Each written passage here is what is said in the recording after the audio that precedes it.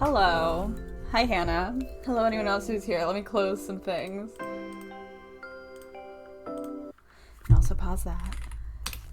I hope you're all doing good. I'm ready to finish this game, if only because I need to finish some things, like, in life. I need to have less that I'm doing, and maybe finishing a video game will make me feel better. I don't know if it will, but that is what it is, you know? Alright. That is right where it needed to be. For one, Oh, I have an update queued. What's the update? What are the patch notes? Bug fixes. Okay. Hold on. While this updates, the updates to this game for today are reported typos and bug fixes. Fixed issue where Marinath's sprite would render behind his handler instead of in front of her. I wonder when. I did notice that he was behind her once, but I thought that that was intentional last week. I still do think it's kind of funny how, like, I'll see something on stream and then it'll get a change, but I don't think it's related to me. I do think it's funny, though. They have fixed, like, some other issues. I'm, like, just looking at whatever. I'm waiting for it to download. Okay, we're good now. I'm like, hello? Hello? Yeah, we gotta fix those bugs. Okay. Oh, I'm not in a... That would be on me. Hold on. Come on, game. Connect. Thank you.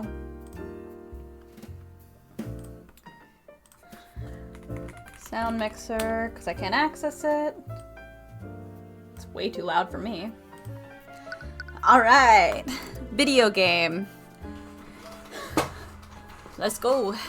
I don't remember what we were doing. I do remember we got Eris in the room, but I don't remember... maybe we didn't start with her at all. Maybe we literally just got her in the room. I think we maybe just got her in the room. Oh. I think I read this, but I'll read it again, just because it's been a week.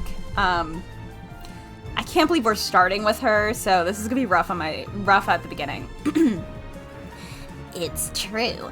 I was the one who masterminded this. I knew all about the king's funeral at the Grand Cathedral, so I forced Beatrice Frege to allow me to accompany her. When I was there, I used my contracts with Beatrice Frege and Arya Steelwind to compel them to act against their will. Through the actions of Beatrice Frege and Arya Steelwind...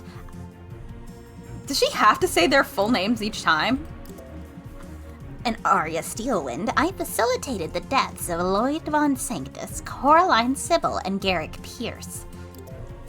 My only motivation for my actions that day was to harm Tyrion Cuthbert's friends and make him suffer. And before you ask, aside from my thralls, I was acting alone that day. I didn't follow direct or indirect orders from anyone. I don't know what to do, so press away. So you completely carried out this plan yourself? Well, I certainly had the help of Beatrice Frege and Arya Steelwind, so I wasn't truly acting alone. You know what I meant. Yes, I just can't help myself sometimes. To state things plainly, no human willingly helped me with my plan that day. I wonder if it's specific that day. I guess we'll find out. You know that she can't lie, but she's probably had a lot of practice deceiving people.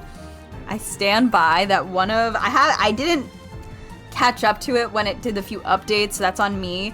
And I haven't read it in years now, but one of my favorite fics when I first joined the Ace Attorney fandom was this AU where pretty much all lawyers are fae. It was really fun. I love that idea. I love the idea of, like, fae getting involved in the legal system just because, like, they can't lie, so it's, like, kind of fun, you know? You should keep your wits about you. Grand finale, so true. Let's see how bad I am at it. How did you find out about it? It was supposed to be a closely guarded secret.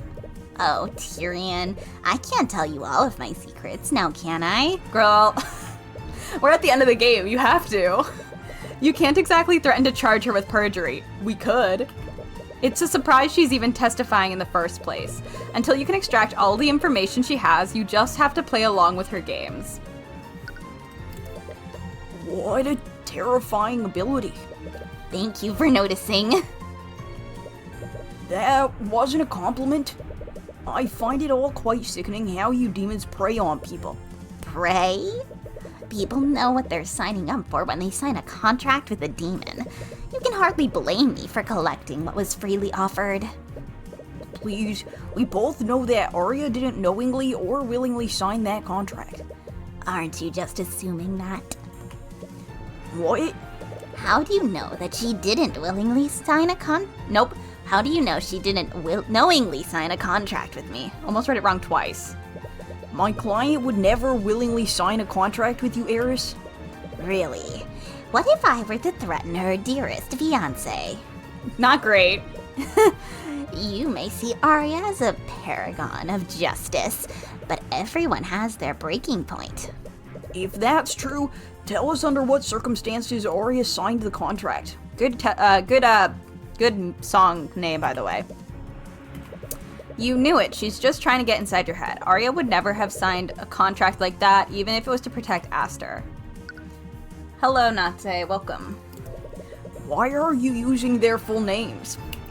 Glad we're going to mention that. You know I can't lie, so I thought I'd give you something. For example, I could have easily referred to another Steelwind or another Freyga that I enthralled. That list is very long, you know. Wah, wah. Ignore her, Lucio. She's trying to get under your skin. Anyways, aside from Pierce, Von Sanctus, and Sybil were key members of the Wyvern Guard nobility. What reason could you possibly have to kill all three of them? I didn't. What? I didn't have a reason to kill them. I just happened to facilitate their deaths. No, but you specifically went after them. I did, but I didn't have any particular reason to do so. So someone else had to have it. And she keeps saying that day, so I wonder if maybe it was like a different day. But that doesn't make any sense. I suppose it doesn't. Anyways, would you like for me to add that to my testimony? What? It would help you, wouldn't it? Yeah, I suppose so. She has got to be the most unpredictable witness you've ever cross-examined. Well, that's unfortunate for you. I didn't have a reason to kill them specifically. I just needed Arya to kill my victims as quickly and efficiently as possible. We already established that Pierce was killed due to his knowledge of Celeste's parentage.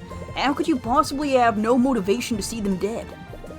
Aren't you just assuming that? I'm not. That's the only logical conclusion.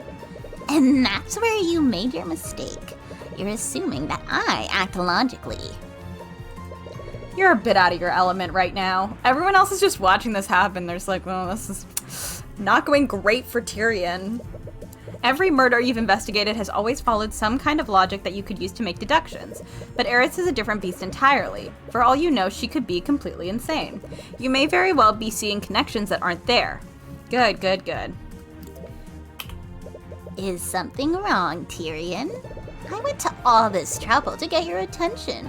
The least you could do is appreciate it. Oh, fuck. Shit. Okay, he had to say something. Of course he did. Enough. Stay on subject, witness. I'm not complaining about this, but if you really wanted to make me suffer, why wouldn't you just go after the people close to me? Oh, but what would be the fun in that? Killing people is such an easy task to accomplish. Even a child couldn't do it. There are much more effective ways to make someone suffer. Okay. Boop. Why do you find the need to specify that? To leave less room for doubt. Beatrice used an indirect order to feign innocence in your previous trial, didn't she? But you did work to... But did you work together with anyone to facilitate the massacre? Of course I did. I worked together with Beatrice Freyga and Arya Steelwind. You know what I meant, Eris? My apologies, I just can't help myself sometimes. I'll say it clearly so you can be certain. I do not have a contract with anyone that wanted to facilitate any of those murders. I was acting of my own free will. Even when she says it directly, you can't help but doubt everything she says. True. You just need to examine her testimony carefully. She technically can't lie, but she's clearly hidden something in her testimony. Instead of examining the wording of her statements, focus on what she's trying to imply with each statement. You might be able to find a contradiction there. Okay. So let's see what I've got on me, because I don't remember now.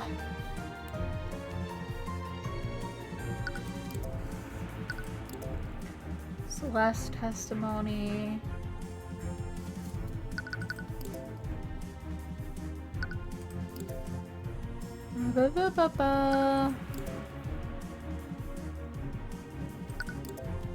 A dog is barking upstairs. I don't think we got an explanation for this one yet.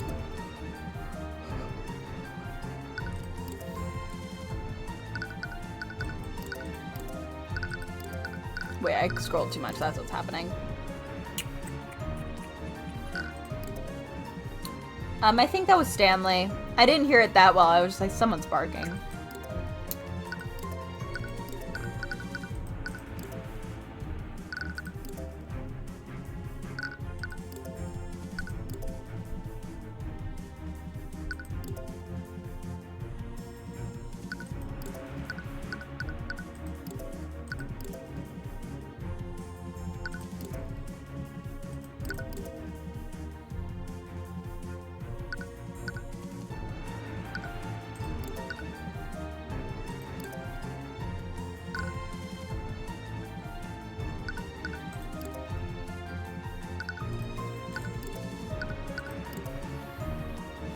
There's us. Okay. I was the one who masterminded this.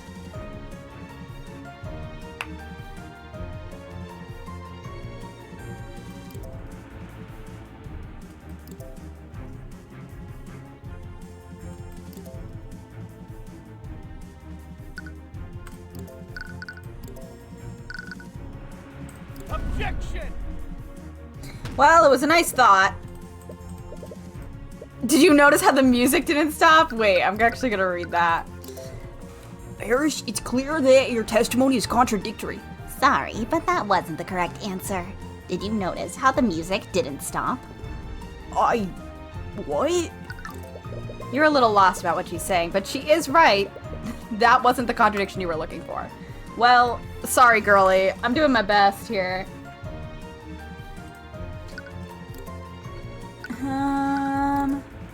Kill them specifically. My only motivation was to harm Tyrion Cuthbert's friends and make him suffer. Maybe the fact that he was just put into a cage. Objection! Nope, not it either. She's like, dude, pull it together.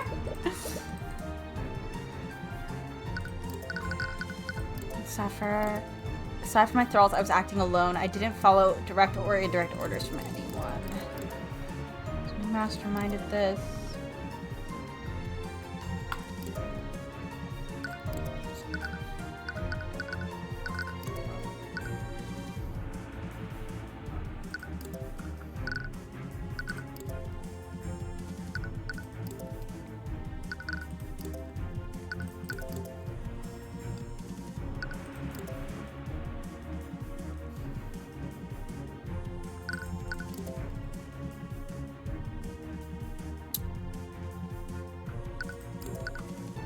I was like, who the fuck is this guy? Because I forgot he's a dragon.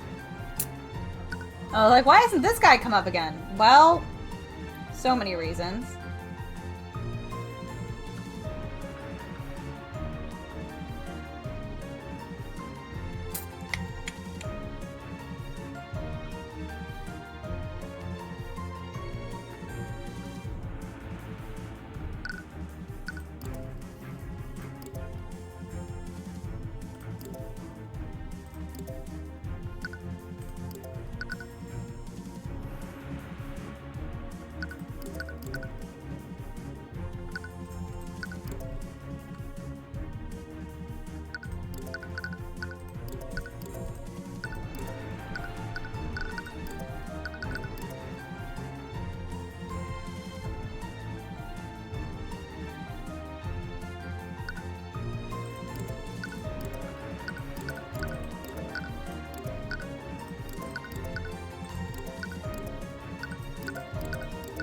Sorry, I'm thinking. And not well.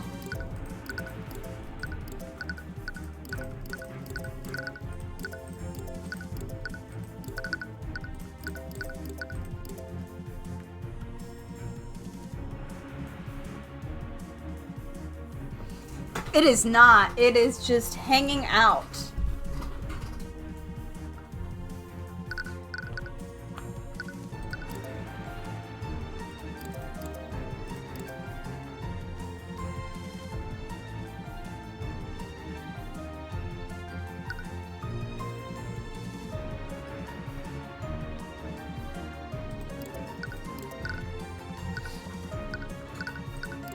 Objection!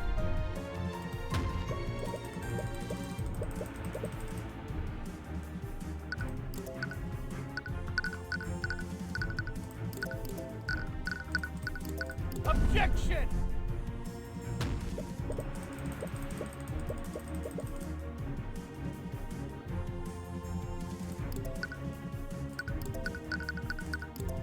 Objection! Oh, okay. Whoa. It's okay. Eris, you said that you needed Ari to kill them as quickly and efficiently as possible. But that's not exactly what happened, did it? Yes. It appears I underestimated your little bodyguard. Things lasted a lot longer than I anticipated. That's not what I was referring to. Oh? You said that you needed Arya to kill them as efficiently as possible. But that doesn't really match what happened to Garrick Pierce, does it? Is that so? That look on her face. Why does she look so happy? That's one way to describe this expression. Eris, unlike the murders of Von Sanctus and Sybil, Pierce was murdered with a blade frozen with magic. It's such an extremely convoluted way to kill someone. It would only make sense if you were trying to hide the evidence. But that clearly wasn't your intent. I agree. So why would I do that? For the love of God, woman, can you stop speaking in riddles? She can't. I have no love for any god aside from myself. She's behaving differently than she was during her testimony. She's being vague. Is she still hiding something? Okay, stop getting baited by her words and take a moment to think about this logically. She's very good at misdirecting you and playing with everyone's emotions. So stick to the facts you know for certain. In her testimony, she said the following. I didn't really have a reason to kill them specifically. I just needed Ari to kill my victims as quickly as possible. She could have been trying to mislead you. Which phrase did Eris use to mislead you? No, considering who she is, she was definitely trying to mislead you.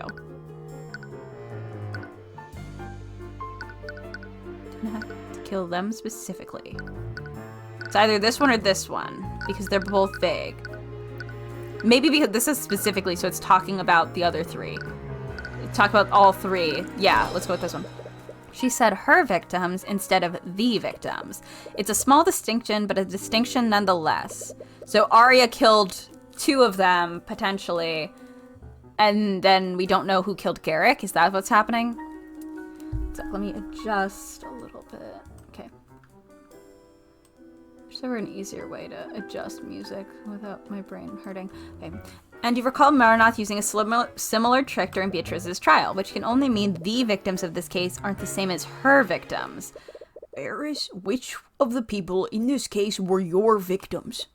Well, considering what happened, you could say that everyone at the cathedral that day was my victim. Yes, but who was killed directly by Beatrice Freyga or Arya Steelwind?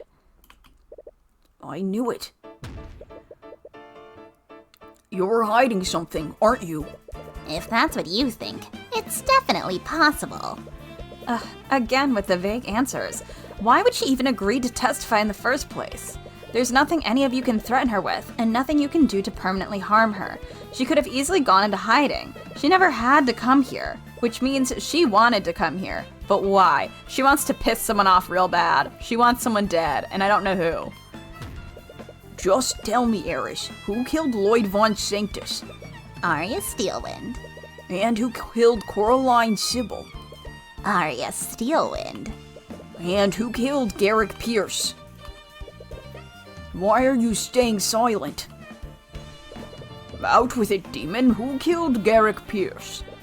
I refuse to answer. She's doing this on purpose. In her own obnoxious way, she's trying to guide you to the truth. But for what purpose? Great question. Who killed Garrick Pierce? If she's refusing to answer the question, that must mean the answer is different from her previous answers. Unknown person. An unknown person killed Garrick Pierce. That must mean... Eris, you're not the patron described in Arya's contract, are you? Who knows? I never confirmed or denied that. Are you serious? I grow sick of your games, demon. You knew it! The murders were too politically motivated to have been completely random. You can't unequivocally prove the patron's identity by issuing a divine edict, but because of the risk of getting it wrong, that just leaves you right where you started. Who is the patron, Eris? Who is responsible for all of this? You want me to find out the truth, so why are you staying silent? Because it will be so much better when you discover it yourself. Okay? That means you already have the evidence you need to do so. Fuck, do I? That's not good. You felt it, haven't you? Ever since the investigation started, you felt a nagging feeling in the back of your mind, haven't you? What? How did you... It's right in front of you, Tyrion. You're just refusing to see it. You're refusing to see who I made a contract with that day. You made your contract with the patron on that day. Even with the eye of a god, you're still blinded by your human sentimentality. So think it through carefully. Who killed Garrick Pierce that day? Uh-oh. Okay. Think through this. Let everything else disappear from the world, and only think of the facts. If Eris wasn't the patron, that means someone else was controlling Arya's actions. But they still coordinated with Eris, who had control of Beatrice. In an extremely roundabout way, Eris admitted that Arya was used to kill Von Sanctus and Sybil. When the patron killed those two, they were able to effectively counter every magical defense they brought up. What do we already know on about the patron through the first two murders? They knew Von Sanctus still needed oxygen in his force cage, and they knew Sybil could drown if she was frozen by hold creature and affected by stone skin. The patron is experienced in using lethal magic. They're well versed in using magic lethally. Yeah. But things changed when they murdered Pierce. Eris implied that neither Arya nor Beatrice killed Pierce. So did the patron kill him personally? But why? They already had control of Arya. I would imagine the entire point of enthralling her would be to hide their own involvement. Did they become impatient because Celeste was holding her ground against Arya? No, Beatrice was already able to slip past them. That's how she was able to knock you and Pierce out with a sleep spell at 2:30 p.m. Why didn't Eris use Beatrice to kill Pierce? If the patron was coordinating with Eris, she could have easily had Beatrice kill Pierce. The murderer wanted to kill Pierce personally. Does that mean that Pierce's murder was more emotionally driven than the other two? This is not looking good. That might explain why that method used to kill him was so contrived. Apparently it's right there, so what aren't you saying? Tyrion, I hate to tell you this. Tyrion, I don't know how to tell you this. Bestie, boy, buddy, I might need you to sit down. He has not been having a good, month and a half or so. Can we get him a chair? Whoever did this, they murdered Von Sanctus and Sybil, and those two were house leaders of the Four Pillars. In a way, they both represented corrupt parts of our kingdom's government. Von Sanctus essentially got away with murdering Justin Way. And Sybil clearly had an apathetic approach to remedying the corruption within the justice system. But the biggest clue you have is the one Eris indirectly gave you. Eris said, this is gonna be so fucking funny when you find this out. It's about to get worse. The truth. She wants you to discover it. At first, you thought she was trying to make you feel guilty for what happened. But if that were true, she wouldn't still be here. There's something else that she wants you to realize, because it will throw you into despair somehow. Again, as if you haven't spent the last month in a despair. I figured this out. Tyrion is just, he brick-walled it. He said no. No. Let's review everything you've deduced about whoever she made a contract with. Through the way they controlled Arya, they were creative and skilled at using magic. They must have been constantly exposed to creative uses of magic. Not to mention, they somehow personally handed a blood contract to Arya and had her sign it. Going by what you know, Arya was either threatened or tricked into signing that blood contract. So whoever did this must have had the strength to threaten her, or they were deeply trusted by her. This adds a new level of toxicity to what we were talking about previously, frankly. In addition to that, they must have been close to the prayer room when the attack happened. And lastly, they must have had an emotional grudge against Garrick Pierce. Who did Eris make a blood contract with on the day of the murder? This sucks!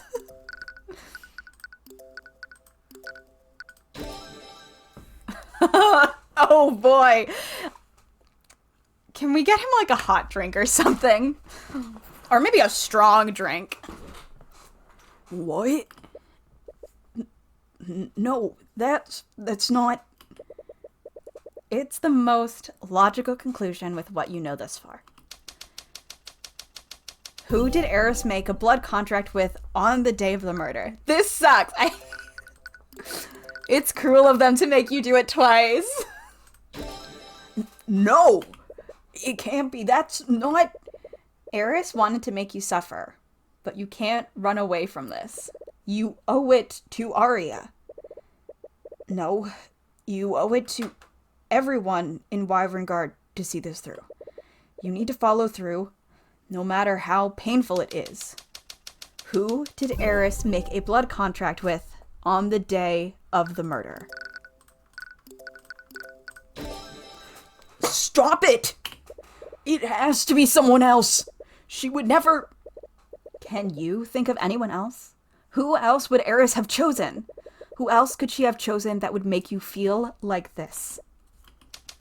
Who did Eris make a blood contract with on the day of the murder?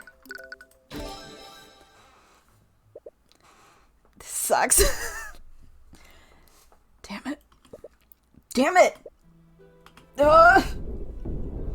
Tyrion breakdown moment. Your scream of anguish echoes throughout the ruins. Lucio is like, what the fuck is going on? Everyone is caught off guard and stares at you in confusion. What is it? Is everything okay, Mr. Cuthbert? Tyrion? Are you... You can feel your eyes well up as you look at her. One look at your expression tells her everything she needs to know. There it is! You've realized it, haven't you? I've been waiting for this moment for so long. What are you talking about? I demand an explanation. Mr. Cuthbert, what have you discovered? Tell them, Tyrion. Tell them who did this. Issue your divine edict right now.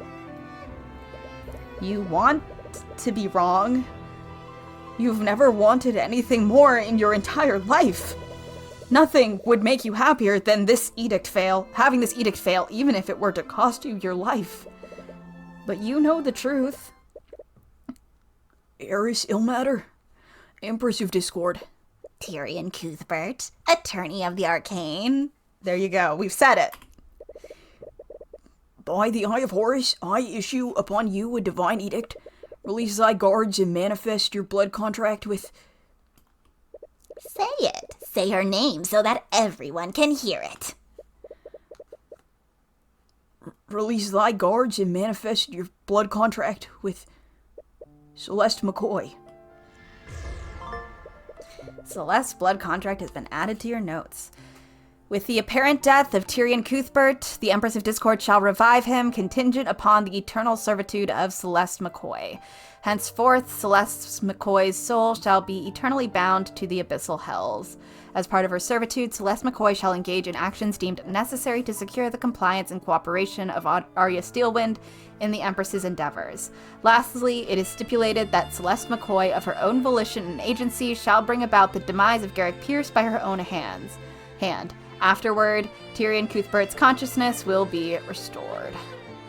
So when he died and was revived, we thought that was Ruby. That was actually Celeste.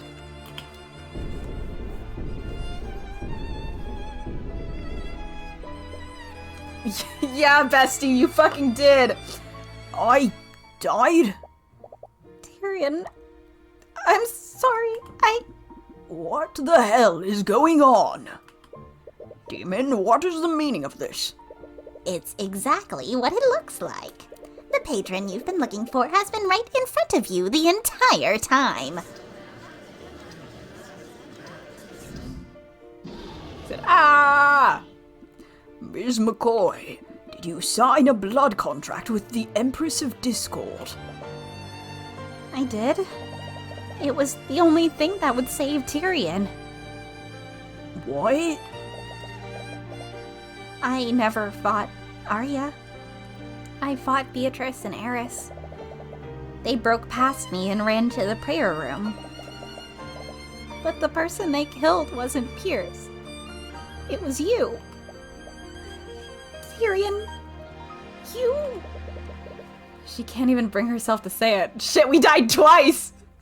We really died twice within, like, 2 days. Damn, we're not, like, batting 1,000 out here. We kind of suck at this. Dude, we are not making it out of here. Do you realize now, Tyrion, how much you're, like, not built to live? Stop it! Celeste McCoy is the most important person in your life. She was the last person you had that hadn't betrayed you. And she signed her soul away to me, all so that she could save you. Yikes. Well? Why the somber look, Lucio? Weren't you going to execute the patron the moment you knew who they were? McCoy, does this mean what I think it means? Yes. I'm the one who tricked Arya into signing that blood contract. What? How could you? I was so stupid when I made that deal with her. I didn't expect her to... She used that contract to make you act against your will. So it wasn't just Ms. Steelwind and Ms. Frega who were controlled that day. You realize it, don't you, Lucio? As long as the contract with the patron exists, your daughter will always be vulnerable to my influence. You can't kill me, so there's only one solution to free your daughter. Pulls out the big-ass axe, like, I got this. I must execute Celeste McCoy. What? Understand one thing, Mr. Cuthbert. After what you've done for my daughter, I have nothing but the utmost respect for you. But I will do whatever is necessary to protect her. This funky sags while he's like, I'm going to kill your friend.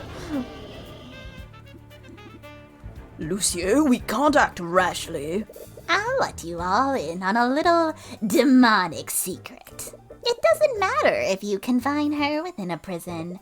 The patron will be able to take control of Arya no matter where she is. But if you kill her, Arya will finally be free from my control. This music is like... I'm trying not to laugh. This is very serious. This music is just like, it makes it a little hard to take seriously. Celeste is like, yep, kill me. And meanwhile, this sax player is just going for it. Do it. What? What are you saying? I should have done this from the beginning. When I realized what happened, I should have just come forward and admitted what I did. But I kept holding on to the hope that it was all some kind of trick. I prayed and prayed for the patron to be someone else. Tyrion, I was hoping you'd find something that would prove that all of this wasn't my fault. You finally found the culprit you've been looking for, and it absolutely breaks your heart. That nagging feeling you've been experiencing, it's because you subconsciously refuse to believe that she would betray you like this. Actually, it still hasn't gone away. That uneasiness is still there. Are you in denial? No, this is different. I suppose there's no reason to continue with this. What? I sympathize with your position, Cuthbert, but even McCoy recognizes what must be done. It's over, and I will not allow this demon to control my daughter any longer. You can't just... Kingsguard, restrain him. Wait! Lucio? Oh, shit. That's enough. Hey, girl! What kind of court is this? To everyone's surprise, Arya leaped from the platforms above and landed right on the witness stand. Very, I know they don't have the budget for it, but it's like in Versus when they keep showing the balcony and someone's like, "Excuse me." She forcibly pushed Eris out of the way, something that catches even her off guard. Honestly, kick her in the face. Arya? I'm so sorry. I'm Celeste. You are innocent until you are proven guilty. I won't let anyone pass judgment on you until that is unequivocally proven. But Arya, I did this. Arya, what are you doing? How dare you, Father? What? How could you possibly think that you have the right to decide who lives and who dies? If you were actually a prosecutor, I would file for your immediate disbarment. And you, Mr. Cuthbert, how can you just stand there? Arya really said, "I'll fucking do it myself. I'll do it. Clearly none of you are going to, so I'll have to fix this. Move over." Me? You're Celeste's attorney. Isn't it your job to defend her until her last breath? She did. She's like, "What the fuck is going on?" I didn't see the truth because I didn't want to believe it. I almost let it slip away because of my own personal feelings. I almost put you at risk. As much as it pains me to do so, I need to approach this objectively. Tyrion, to hell with that. What? Justice may be blind, but it's not heartless. I see it in her eyes whenever she's with you, Tyrion. You mean the world to her. She consigned her very soul to hell to protect you. If you abandon her when she needs you most, I will never forgive you. Tyrion, Celeste, can you testify about what happened? What? But... Arya is right. We need to do this properly. I agree, and I will not pass judgment until we have determined exactly what happened. It's obvious. He wants to be done with this as soon as possible. He's got places to be. He's got people in their early 20s to kill. But even if he controls the Kingsguard, the rest of the room is clearly against him. Fine. Do as you wish. Imagine. That'd be really funny. But the moment we're certain of the truth, I will do what is necessary. Very well. Ms. McCoy, please take the stand. I got his voice wrong, but don't worry about it. Celeste, Tyrion, can you testify about what you did that day? We have to compartmentalize and focus. We have to have a breakdown later. After this, no matter what happens, Tyrion is locking himself in his room for like another full week. He's gonna be like, no, I need to sleep for a long time. I need to lay down for a while. yeah. Oop! Glitchy. The truth is that Eris rewrote your memories, Tyrion. You were actually knocked out at 1:45 p.m. We went to the prayer room a lot earlier for our meeting, and that commotion we heard was actually Beatrice and Eris attacking the guards at 1:40 p.m. They tricked me and slipped into the prayer room, and Beatrice, she killed you? I didn't know what to do. That's when Eris told me she would resurrect you in exchange for killing Pierce. I know I shouldn't have done it, but I just wanted you back. I didn't care about what happened to me. I didn't realize that she'd use my eternal servitude to take control of my body. She used me to trick Arya into signing another blood contract. After that, I followed through with my end of the deal. I killed Pierce so that she would bring Tyrion back. That nagging feeling is still there. There's something off about her testimony. Well, on with it then. Begin your cross-examination, Cuthbert. Quietly. Okay. Do I have anything I immediately want to do?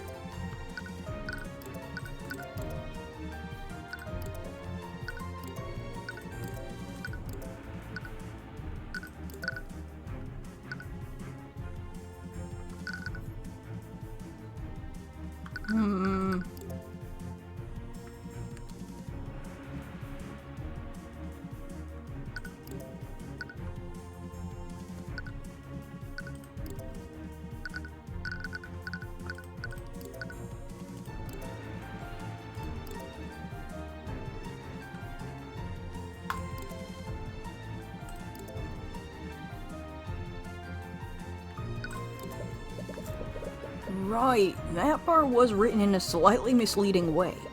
She must have thought that the Empress would whisk her away to serve her in hell, but instead she took control of her immediately after. You should have known better than to trust a demon. Anyways, how did you trick Arya into signing that blood contract? Yeah, I didn't have full control of my actions, but I remember what happened. She probably wanted me to watch what she was using me to do. I'm so sorry.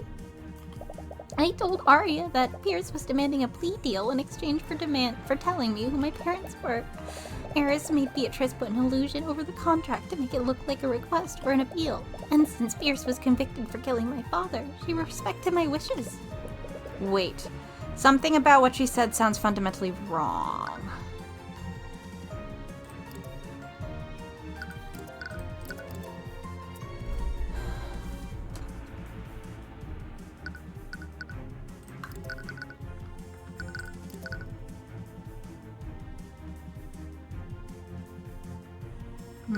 Something about this sounds fundamentally...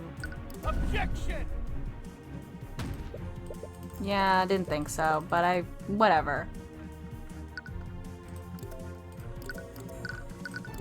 Objection! Yeah, okay. Just figured I'd give it a shot. I also don't know what that would prove, but don't worry about it.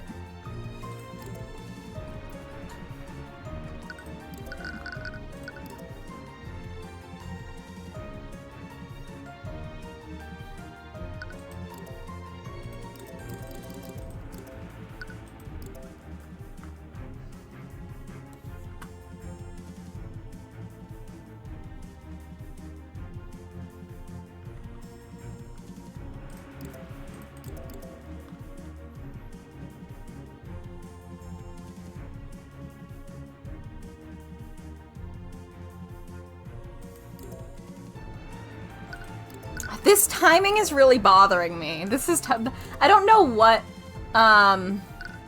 did I suspect Celeste?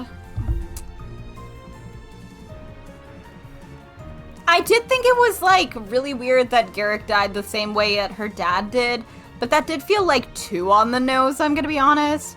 But she has been acting weird. She's been, like, really, really emotional, and I thought that was odd.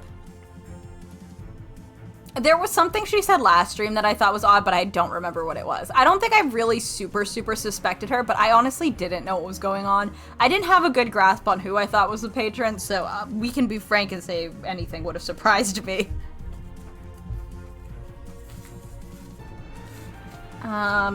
Something about this timing is off, but I don't know what it is. So, what else has timing?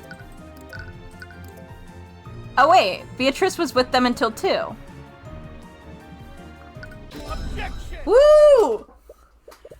Celeste, according to you, we had heard a commotion at 1:40 p.m. and you went out to investigate. That's when you saw Eris and Beatrice. Yeah, I lied about my fight against Arya. I never even fought her.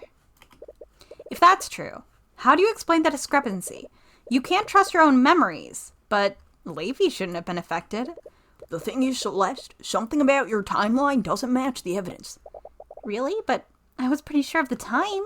We were supposed to be at the meeting at 1:45. Wait, what did you just say? Our meeting with Pierce was scheduled for 1:45 p.m., right? What's wrong, Mr. Cuthbert? Celeste, there's something fundamentally off about your testimony. What? But I swear I'm not lying. Your timeline of what happened is completely off. A lot of your testimony doesn't match with what we've learned thus far. Firstly, it's about the exact time you saw Eris and Beatrice. According to you, you saw them at 1:40 p.m., but Leafy, Miriam, and Asclepius didn't lose track of them until 2 p.m. What? When did they say that?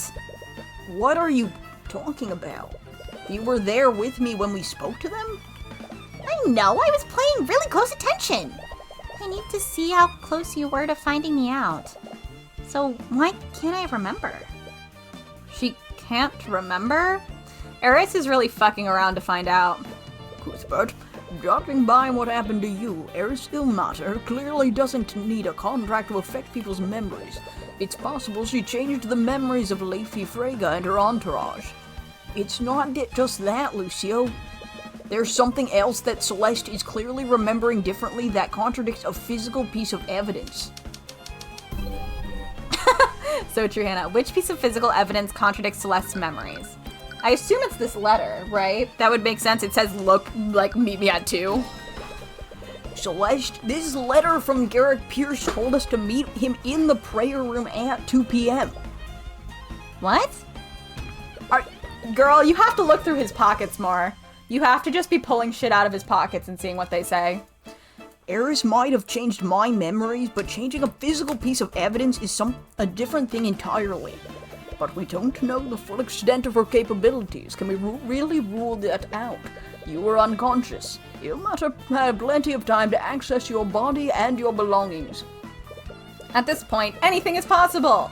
And Eris is far too unpredictable to say for sure. That was still, like, the most suspicious thing anyone has ever done in a video game, Hannah. Like, I know at the time we didn't realize he was a bad guy, and it didn't kind of click until they were like, this guy's the CEO of a pharmaceutical company. But that was just, like, the weirdest thing that anyone has ever done, ever. Like, that's when the red flags for Ace started going off, because I think that might have been before he knocked himself out. If not, it was like that and him knocking himself out were both really, really weird. But that one, like, we kind of tried to explain the knocking himself out thing. Him putting his hands in our pockets was the most bizarre, like, strange boundary crossing of all time. Like, what the fuck was that? And I know it was intentional, and he had to do it. It was so fucking weird. Like, that was so weird, Ace. That was so strange. Get your hands on my pockets. At this point, anything is possible, and Eris is far too unpredictable to say for sure. But if Lucio is right, Eris could have gone around doing whatever she wanted. She could have wiped the memories of every witness who saw the crimes, and she could have manipulated the crime scenes however she wished. But if she had done so, there would have been logical inconsistencies. Until Celeste was revealed as a patron, every piece of evidence you found or deduced has been logically consistent. The contradictions in what Celeste is saying should be explained by Eris changing several elements of the crime. What explains Celeste's contradicting memories of what happened? But there's a far simpler explanation.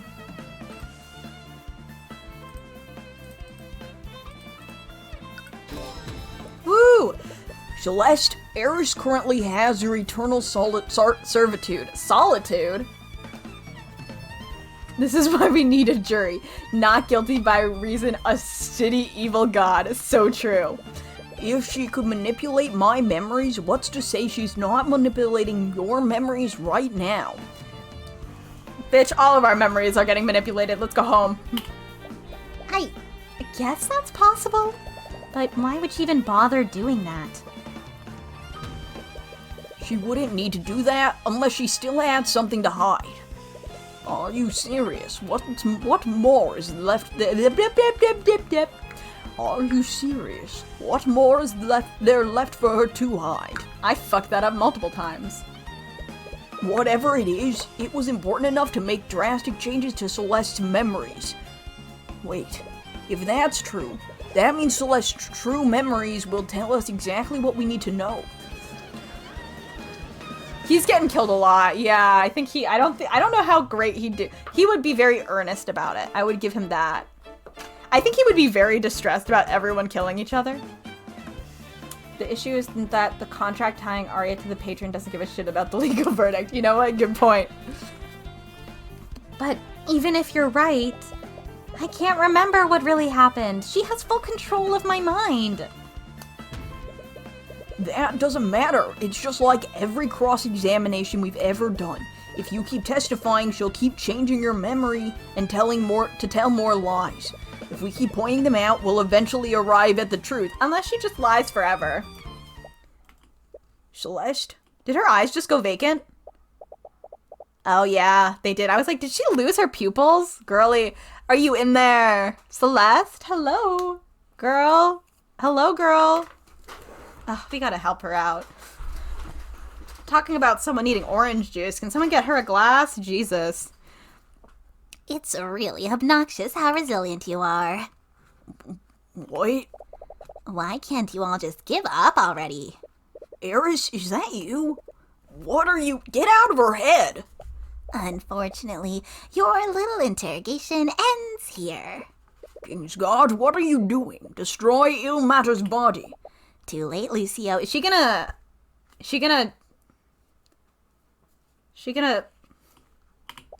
I win.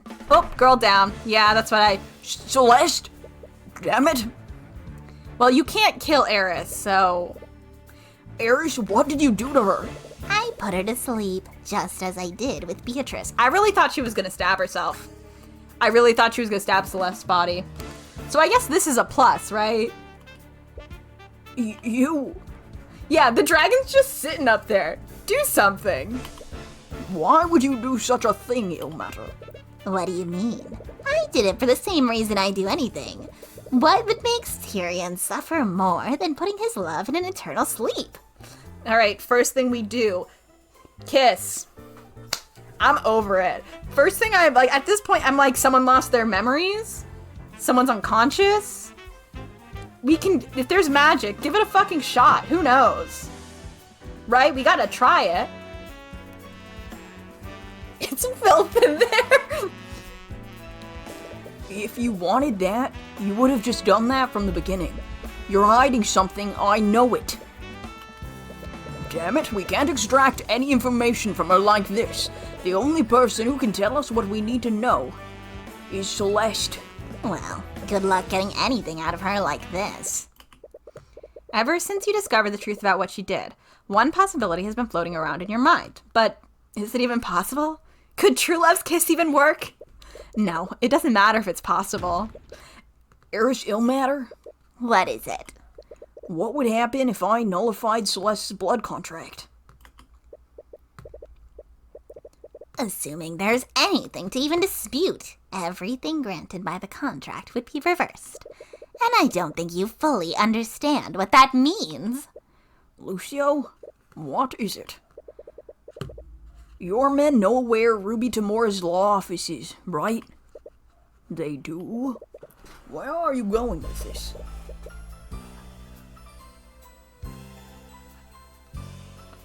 Tyrion? Oh boy. Tyrion, bestie. Buddy. Uh-oh. Oh no. We love a guy who's a little bit self-destructive. Just like just a tiny bit self-destructive. Uh-oh. Oh. You'll need an attorney to cross-examine Celeste's testimony. She owes me, and she'll be able to finish this on my behalf. Wait. And tell her I'm sorry I couldn't keep my promise. Whoa, new sprite! New sprite! You're not serious, are you? New sprite! I'm one of the oldest evils that's ever lived. I would never create a faulty contract. Eris Illmatter, Empress of Discord. Ooh, wait, you know I can't speak lies, correct?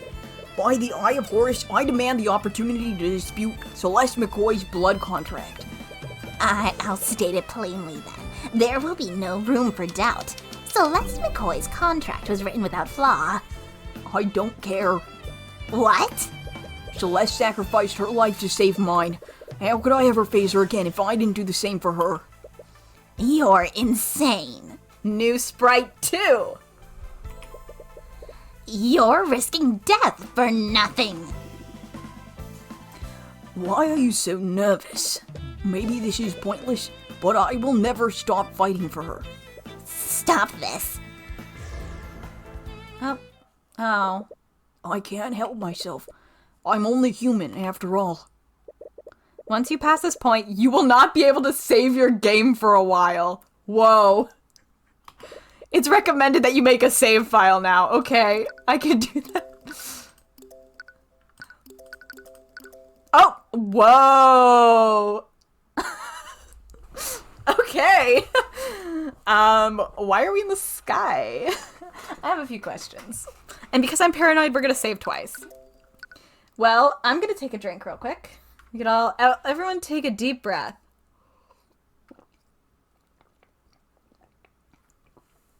Everyone take a nice calming breath. Okay. It is recommended. Well, bestie, I did it.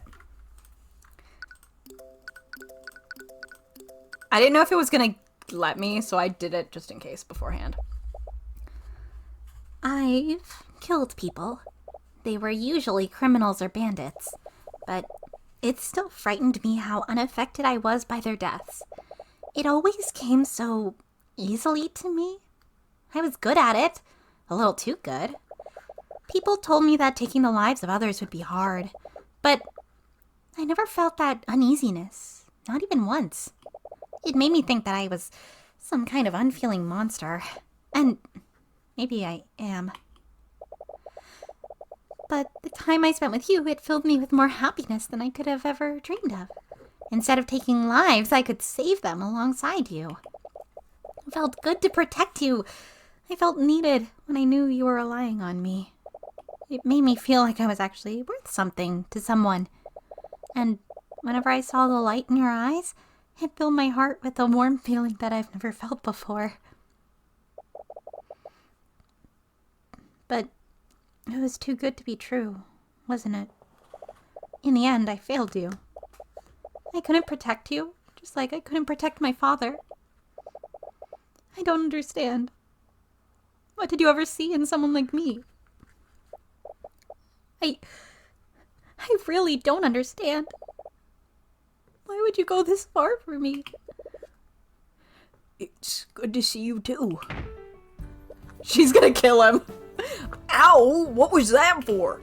You know what it's for, you jerk. I literally had to sign my soul away to hell to keep you alive. And you just threw your life away? What else was I supposed to do? Should I have let Lucio kill you? Yes, that's exactly what you should have done. It's a lot better than gambling away your life. I was never going to go along with that. Do you even know me? Oh my god, this is why I couldn't tell you the truth. Because I knew you'd do something stupid like this. You know I always get to the truth in the end. All you did was make that process extremely frustrating. I could have gotten away with it. You can't even beat me at chess. How are you going to hide a murder from me? Oh, you... Tyrion. I killed Pierce. I know. At first, I tried to justify it by saying he would die in 1 month anyways. And what's his life compared to yours, right? But when I looked at him just lying there, unconscious, I just got so angry. So I woke him up. What? I wanted him to experience a fraction of the pain that my dad felt. Someone like him didn't deserve a peaceful death. So Celeste. You hate me, don't you? This time, I'm the disgusting murderer you've been looking for.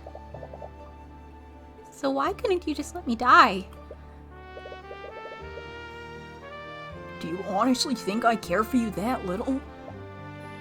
What? You are, and you always will be, extremely important to me. One betrayal won't change how I feel about you. So what if you killed someone? He killed your dad, so like, we're all even. Who gives a shit? Tyrion, So you're not getting rid of me that easily. I'll always be there when you need me. And no matter where you go, we're going there together.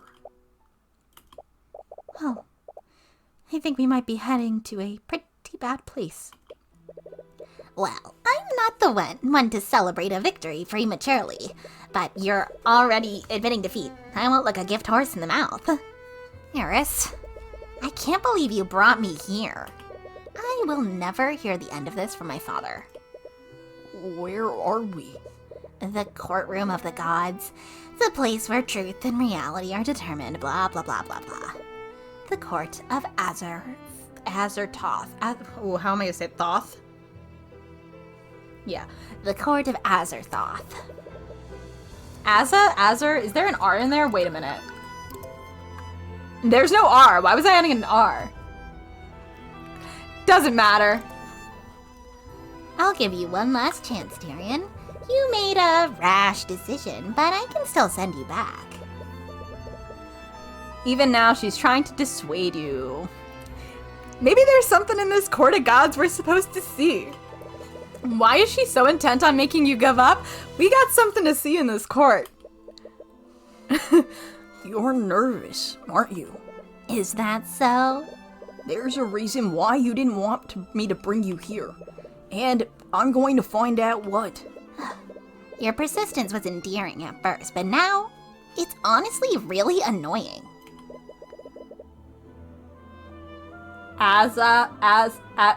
If it's Lovecraftian, maybe it's on Forvo. You'd think that, like, with my job, I would be good at, like, reading out pronunciations, but... Azathoth. Wonder if it's in Euglish.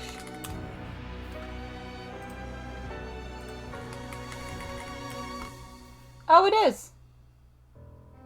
We're not gonna... Those are all copyrighted, so we're not gonna actually... Don't worry about it. I suppose we'll have to do this the hard way then. Don't say I didn't warn you. Argument! Yay! You should have taken my offer when you had the chance. The only way to nullify my contract is to unequivocally prove that its conditions weren't fulfilled. My contract was written without flaw. So says the word of Asmodeus. What is Asmodeus from? Because I do know that name. Asmodeus. King of Demons. I'm sure this is gonna be embarrassing. Straight up, I bet I heard it in, like, Supernatural. Cringe. Asmodeus? By his word, demons are incapable of speaking lies. You're out of your element, Tyrion. What if I type in Supernatural after it? It's from Supernatural! Ah! See, that's the thing. I don't actually know, like, a lot of D&D lore, but I did watch many a season of Supernatural. Luckily, he's in later seasons, but I do think that I I think Haley told me about him. So, or I ran into him while researching for my podcast that we have kind of abandoned.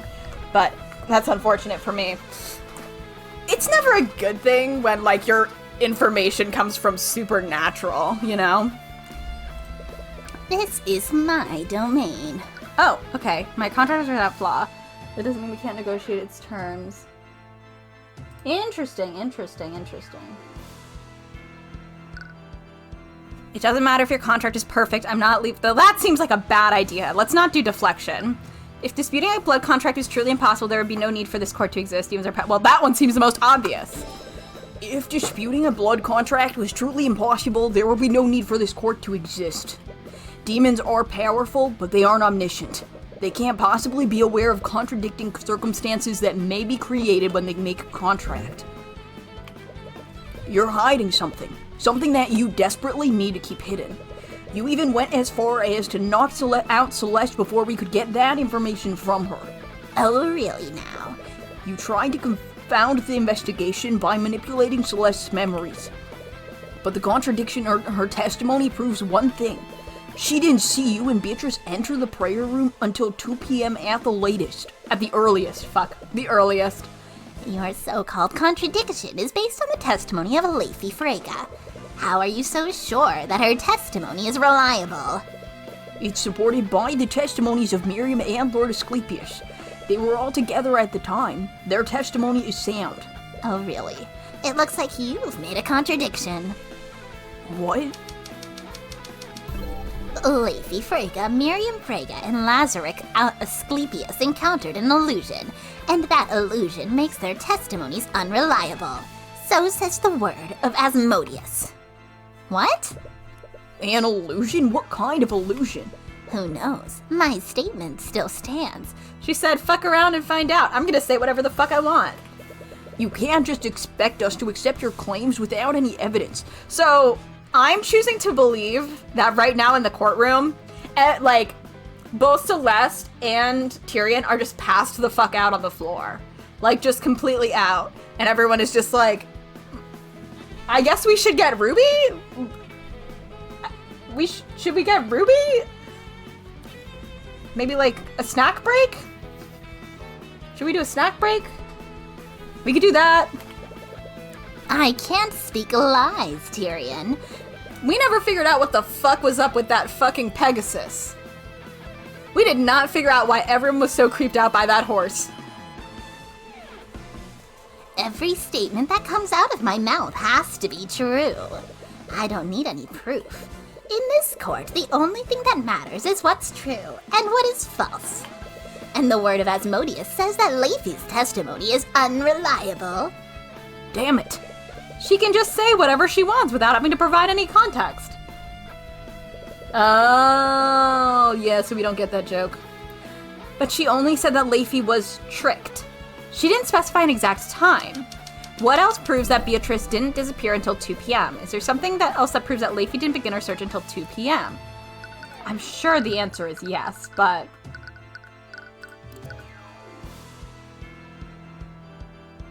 Oh! But then it's a matter of... Maybe it's this one, because he got fucking stuck.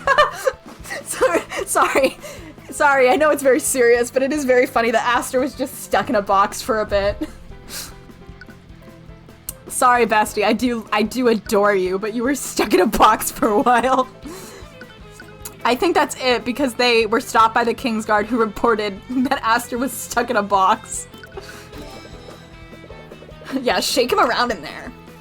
Regardless of when it happened, Leafy and her party went to search for Beatrice after you two went missing. Do you confirm or deny that?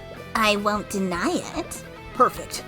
Whoever set that trap, they set it to trigger whenever Aster approached his father's body, and it didn't trigger until 2 p.m. Leafy and her party were about to search for Beatrice when the Kingsguard informed them of what happened. And mind you, the Kingsguard did this immediately after the trap was sprung. Since Leafy was about to begin her search when this happened, Beatrice couldn't have gone missing until that time. And once again, you're predicating that on Aster's testimony. Not just him, Eris. Several members of the Kingsguard witnessed this. True, and that's why I'll respond with this. An activated force cage did not trap Aster de Wyverngard during or after 5:50 p.m. So says the word of Asmodeus. An activated force cage did not trap Aster de Wyverngard during or after 1:50 p.m. That is so specific. During or after 1:50 p.m. But how? That testimony came from multiple people. Are you saying the trap was sprung earlier than that? Don't you remember, Tyrion? I can manipulate the memories of people who have a blood contract with me. But I'll give you a little clue. The Empress of Discord made contracts with multiple knights of the Kingsguard. So says the word of Asmodeus. What? I tampered with their memories. You know that after this, if Aster finds out about this court, he's gonna want to know every fucking... he's going to be devastated that they did not also bring him to this court where he would possibly be at risk of life or death. He would want to be here. He would want to see it. You can't trust their accounts of what happened. How many people did you make contracts with? Little Lady Steelwind has been investigating my work for the last few months, but I've had my talents in Wyverngard for far longer than that. I've been preparing for this for quite some time. But even's the Kingsguard. No one is safe from temptation. Everyone has a price. Your little girlfriend should know that better than anyone. Still, there has to be something. I still have more evidence. Oh, really? Whose testimony will you be relying on this time? You can present all the evidence you want. Most of what you have is based on eyewitness accounts. Even so, you can't possibly have made a contract with everyone there. Let's check that again, shall we? It's possible that I have a blood contract with everyone present during the massacre. So says the word of Asmodeus. I said that wrong. Are you kidding me? But you only said it's possible. You never said that it actually happened. Well, we know Aster didn't. Maybe that's why we have that. You're the one disputing my contract, Tyrion. The burden of proof is on you. That's completely ridiculous. How could I possibly verify a statement like that? It's simple. Issue a divine edict to each person who was at the cathedral. You know he can't do that. If he gets it wrong even once, he'll die. That sounds more like your problem than mine. Damn it. Nothing to say, Tyrion. Isn't this the part where you present some groundbreaking piece of evidence? As long as your statement stands, you have to doubt every piece of testimony you've gathered. Everyone at the cathedral could have been compromised, except... Aster? I know he doesn't have a blood contract with you. I suppose you're right. So, are you going to use his testimony? He couldn't observe much from within that force cage. Do you understand now? You were never meant to win this game. But I've got to give you points for entertaining me this long. This is the most fun I've ever had, and I truly mean that. Tyrion? Come on, there has to be something you can use. But all the clues you've gathered could potentially be lies created by her. They're useless against her. Tyrion, you have to say something! You can feel your strength fading. It feels as if you're being pulled into an eternal sleep. This has always been a contest of willpower, and I think he's finally run out. No!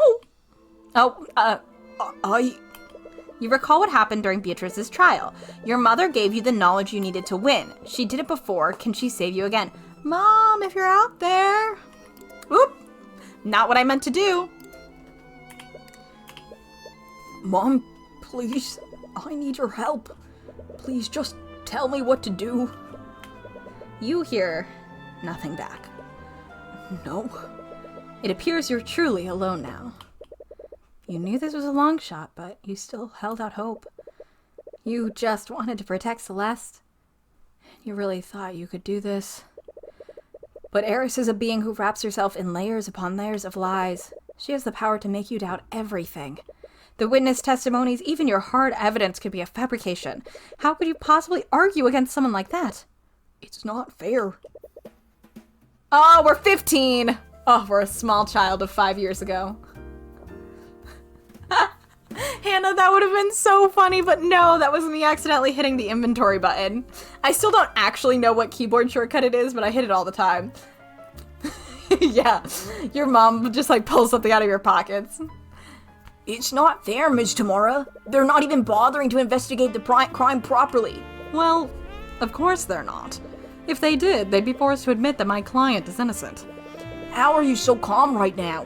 Is this what it's always like? How are you supposed to win like this? They can just keep changing the narrative however they want.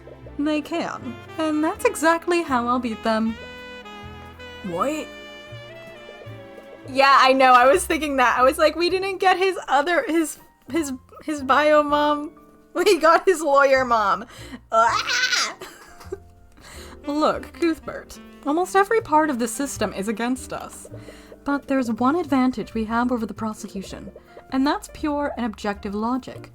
Logic? Tyrion, the prosecutor does all sorts of things to validate their case. They present evidence, they call witnesses, they use those things to create conclusions. They create a box and throw a bunch of facts into it. They tell the court that everything within that box is the truth, and conversely, that makes everything outside of it a lie. But how does that help us? You point out contradictions in their case. That makes them throw more and more facts into that box to keep their case consistent. But if even one fact in that box is false, the entire thing falls apart. But surely they'll realize what you're doing. What if they play dumb and refuse to add anything to this box?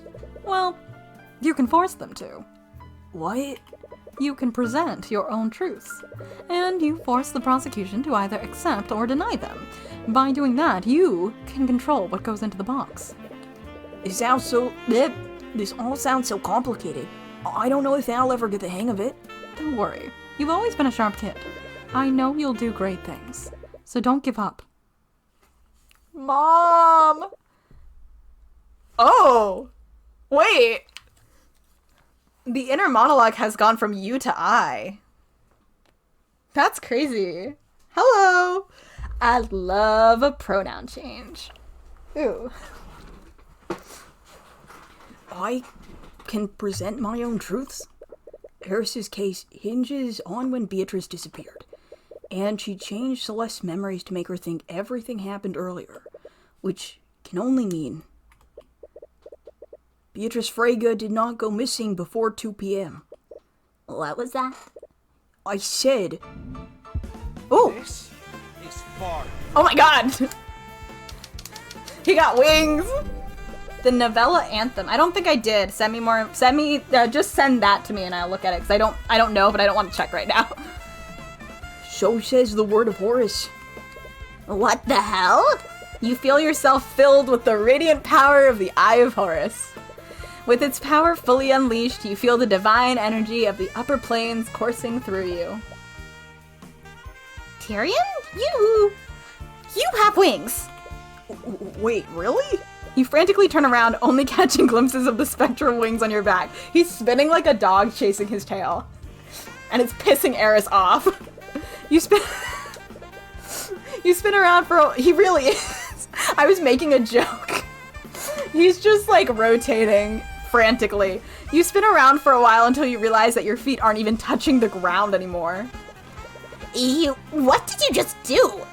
I became a Celestial? I love that for him. Which means No. I also can't tell lies. In any other situation, that would be a handicap. But here, that finally puts me on equal footing with you. Why won't you just die already? You tried everything you could to break me. You drove a wedge between me and Ruby. You even manipulated Celeste into betraying me. But I'm still standing, Eris. I think you might be a little out of your depth right now. I love how she gets taller for that sprite.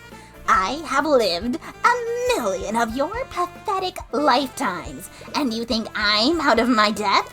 I am the Empress of Discord, ruler of the 6th Circle of Hell. I am a god.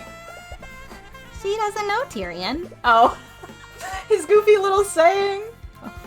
What the hell are you laughing about?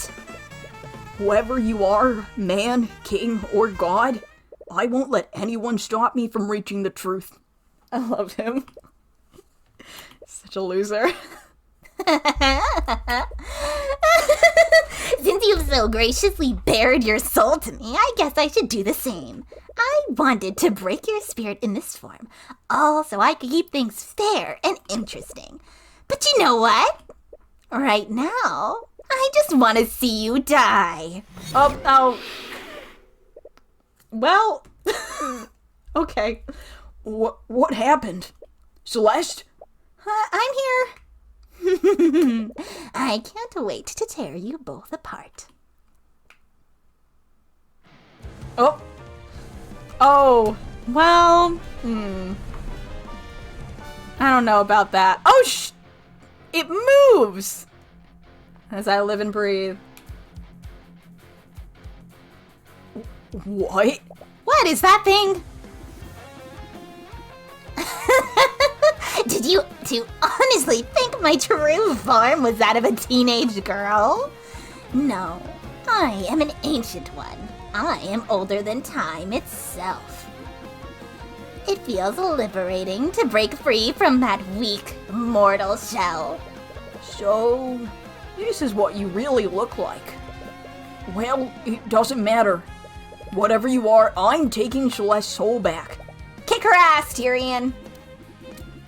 I'm going to carve out your souls and mount them in the fields of Malbolge. I don't know if that's how you say that. Witnesses. I love his little lines. You need to be careful. You're bound by the same rules as her now. You can't tell lies in this form, even accidentally. How do you accidentally tell a lie? Doesn't matter. Why don't we pick up where we left off? I've established that Beatrice didn't go missing until 2 p.m. I wonder, why would you go to so much trouble to make me doubt that? When she gave her testimony, Celeste said that Eris and Beatrice entered the prayer room at 1:40 p.m. But from the axiom you declared, you know Beatrice didn't disappear until 2 p.m. Why did Eris change Celeste's memories? Eris clearly changed Celeste's memories, but for what purpose? Oh boy.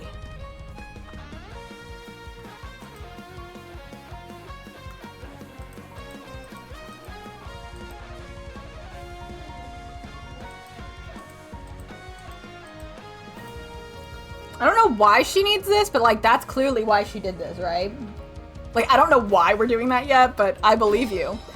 I believe you needed Celeste to think the events happened much earlier. Staying quiet? That won't work this time. Celeste McCoy remembered the attack occurring much earlier than it actually did. So says the word of Horus.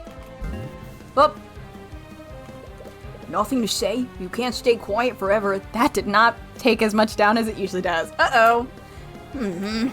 I didn't need her to think that specifically. I simply wanted to confound your ability to deduce what was actually happening. And is that not what happened? That may be. I really like this theme on brass. I think it sounds really good on this lower brass.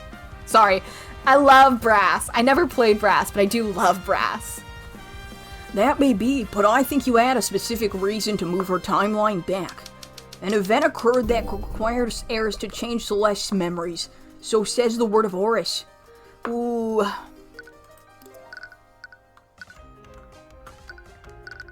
Okay, I need to see what things with times.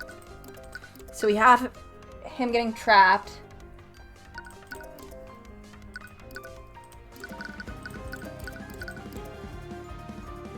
She left the meeting.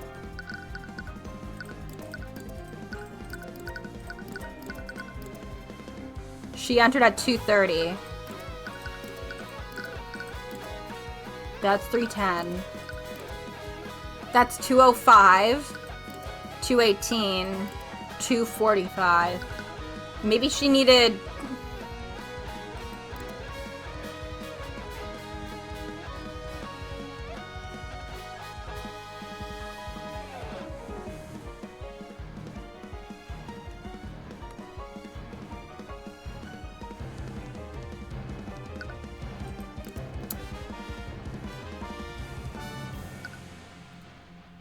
I think it's this, but I think it's this because I'm confused, if that makes sense. Because when they've been talking about it, it implied that Garrick died first. And that confused me. And I don't actually think that's what they meant to make me think. I think I confused myself, and therefore I'm gonna present this. Okay? I've confused myself so much tonight that I'm just what confused me the most? Let's go with that. It was the death of Lloyd Von Sanctus. You needed Celeste to think that she signed the contract much earlier than 2 p.m. Yeah, okay, yeah. That's because Lloyd Von Sanctus's death occurred at 2:05 p.m. Okay, yeah, because they would have gone in, and then Tyrion would have died, then they'd have to leave and go kill him, and then the others. Okay, yes, I figured out why I was confused. Got it. Love when confusion helps you solve a game. Which would imply that you killed me, convinced Celeste to sign a contract, and made Celeste trick Arya into signing another contract. All in the span of 5 minutes. Every day I complain about unrealistic timelines. Clover, I see you, girl. What the fuck was that? Clover? No. No, no, no, no, no, no, no. Whatever VLR's, no. No, it makes no sense. Shut the fuck up. Hands. Big hands. If that's true, could it be possible that Celeste isn't the patron? What? It's the only logical conclusion. The timeline is far too short. Me every single day about VLR. Even if you remember being tricked by her, we can't trust your memories. Isn't that right, Eris? Your desperation is almost pitiful. Yeah, no, me and Tyrion, we're all shaking hands together because we were like, that doesn't make any fucking sense. I should respond so that there's no room for doubt. Celeste McCoy was the person who gave Arya Steelwind that blood contract. So says the word of Asmodeus. I knew it. Is something wrong? I know the truth is hard to accept sometimes, but Celeste did betray Arya's trust. She always speaks in technicalities. You can't take that claim at face value. But this could also be a trick. You could declare outright that Celeste is not the patron. But if you're wrong about that, you'll most definitely die. You need to be certain before you decide to declare it. Okay, let's assume that Celeste isn't the patron. Why would Celeste hand Arya a blood contract? If Celeste isn't the patron, that contract would have already been signed. And you already concluded that the blood contract was disguised as a normal legal document. You recall something happened, but it's still muddled. What was it? Did she drop it?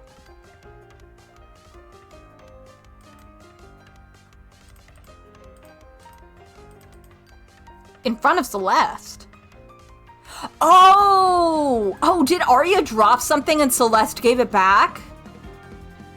Is that what happened?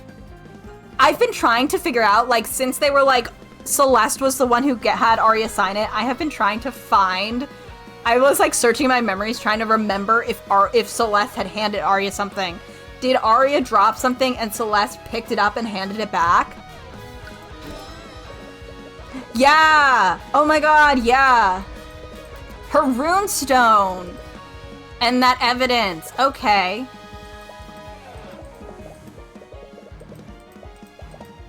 I'm really happy for you. Yeah, we didn't figure this part out. I forgot this happened.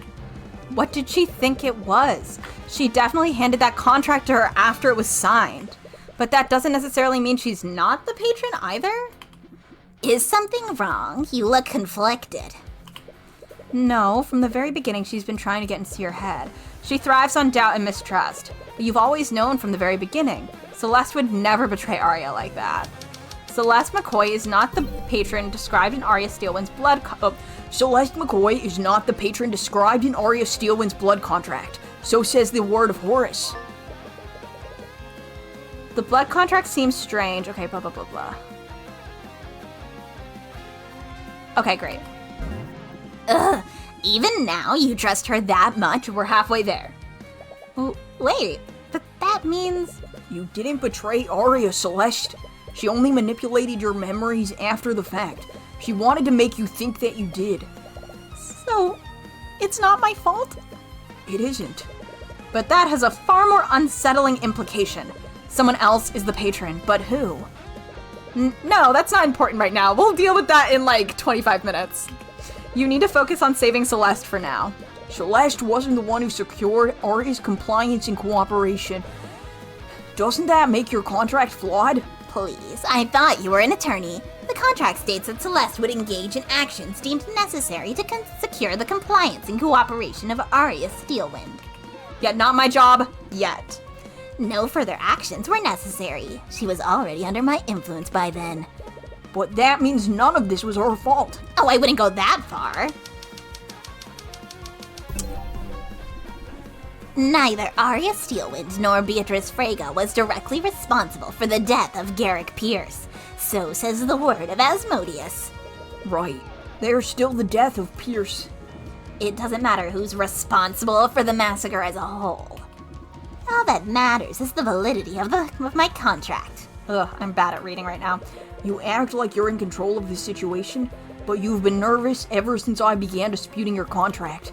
You're hiding something, aren't you? Who can say for sure? The second paragraph is vague, but what about the first and third paragraphs? Something is off here. Wait, is it possible that I didn't die? Are you still in denial? I thought you were ready to die to save your beloved Celeste. Answer the question, Eris. We can't trust Celeste's memories. That memory where she confirmed my death could all be fabrication. If you're still holding on to the hope that you'll survive this, let me state it plainly for you.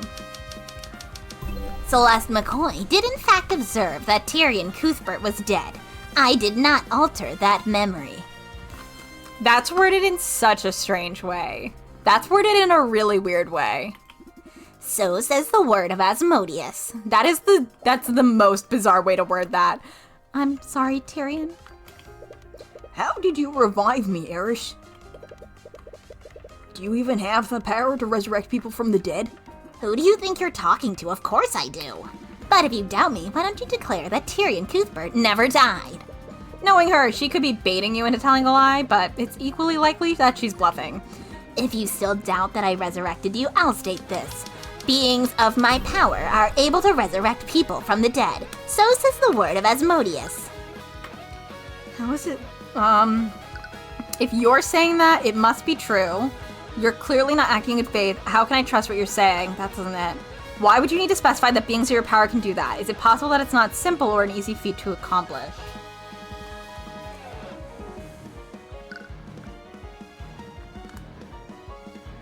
I think it's gotta be this one. Because this one doesn't make sense, we're not doubting. And this one is too vague. This one's too vague. It's just too vague. Why would you need to specify that beings of your power can do that? Is it possible that it's not a simple or easy feat to accomplish? For example, would Marinath be able to resurrect a person from the dead using a contract? Let me save you some trouble, I'll say it for you. The Empress of Discord can't resurrect people easily. So says the word of Horus. That's not saying that it was impossible for me to do it. But it would require a large amount of effort on your part. Perhaps. But recall my previous declaration, Celeste was there. And by all accounts, she concluded you were dead. How thoroughly did you check me? I haven't experience in first aid, and it was pretty bad. You weren't breathing and your heart stopped. Girl, CPR, rescue breaths, start compressions. Okay, good. I'm like, girl, I hope you broke my ribs, you know? Celeste, if you did not break my ribs trying to save my life first, I would be pissed.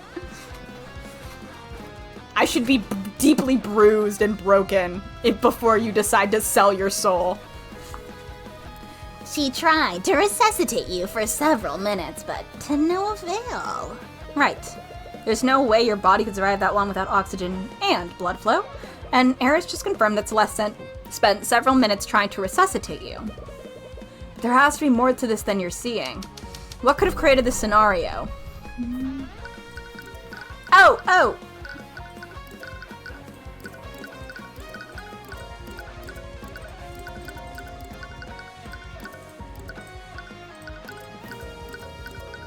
Why did I start at the fucking bottom? Why did I start at the bottom?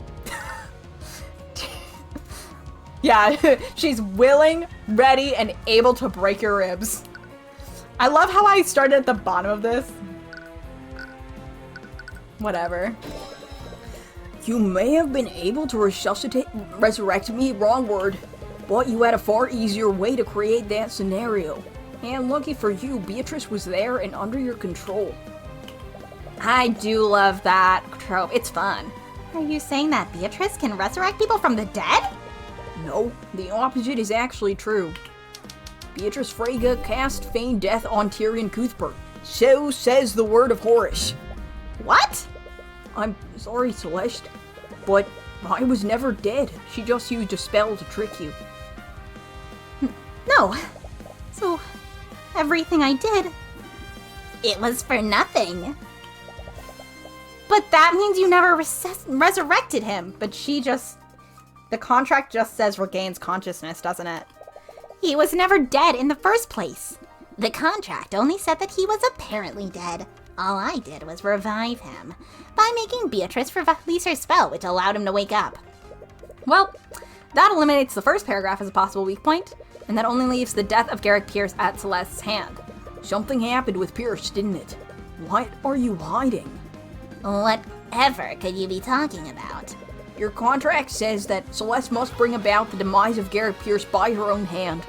Since you wrote that contract, it must have been your intent from the beginning. So why are you so nervous? Something went wrong, didn't it? If you want to stay quiet, I'll just... All of this could be an elaborate trick to bait you into making a false statement. You need to be careful. You need to find out exactly what went wrong. Is it possible Celeste didn't kill Garrick Pierce?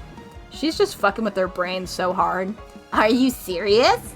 He's the man who killed her adoptive father, and he was slated to be executed next month. She didn't have a rational reason not to trade his life for yours. Yeah. Oopsie. He had a heart attack real quick. Yeah, as bad as it sounds, it wouldn't be a hard choice for me. There isn't a single reason why I wouldn't take a deal like that. She may have wanted to, but something else might have happened. Perhaps Beatrice or Arya misinterpreted one of your commands and killed him against your wishes. You're making this so tedious. Neither the Empress of Discord, Arya Steelwind, nor Beatrice Frege killed Garrick Pierce. So says the word of Asmodeus.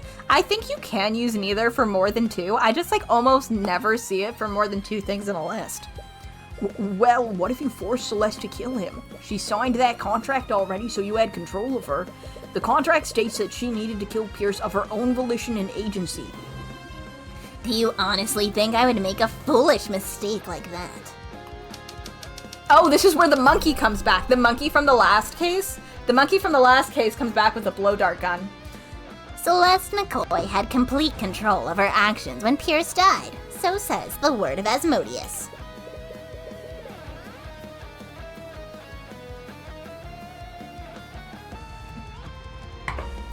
What if someone else killed Garrick Pierce on accident?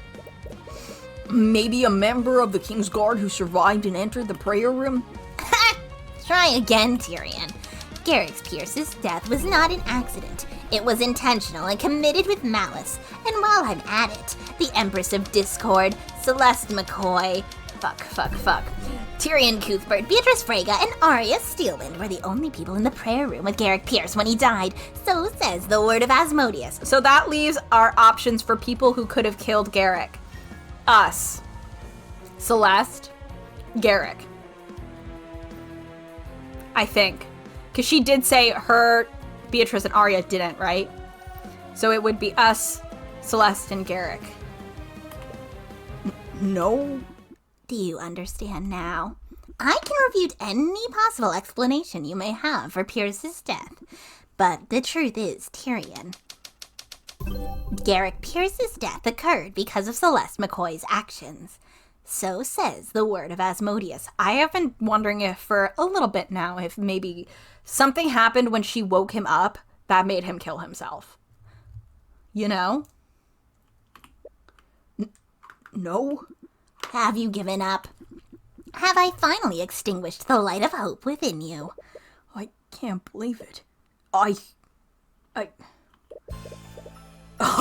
can't believe you fell for that. What? You've never thrown consecutive declarations at me like that before. It's because I'm getting close, isn't it?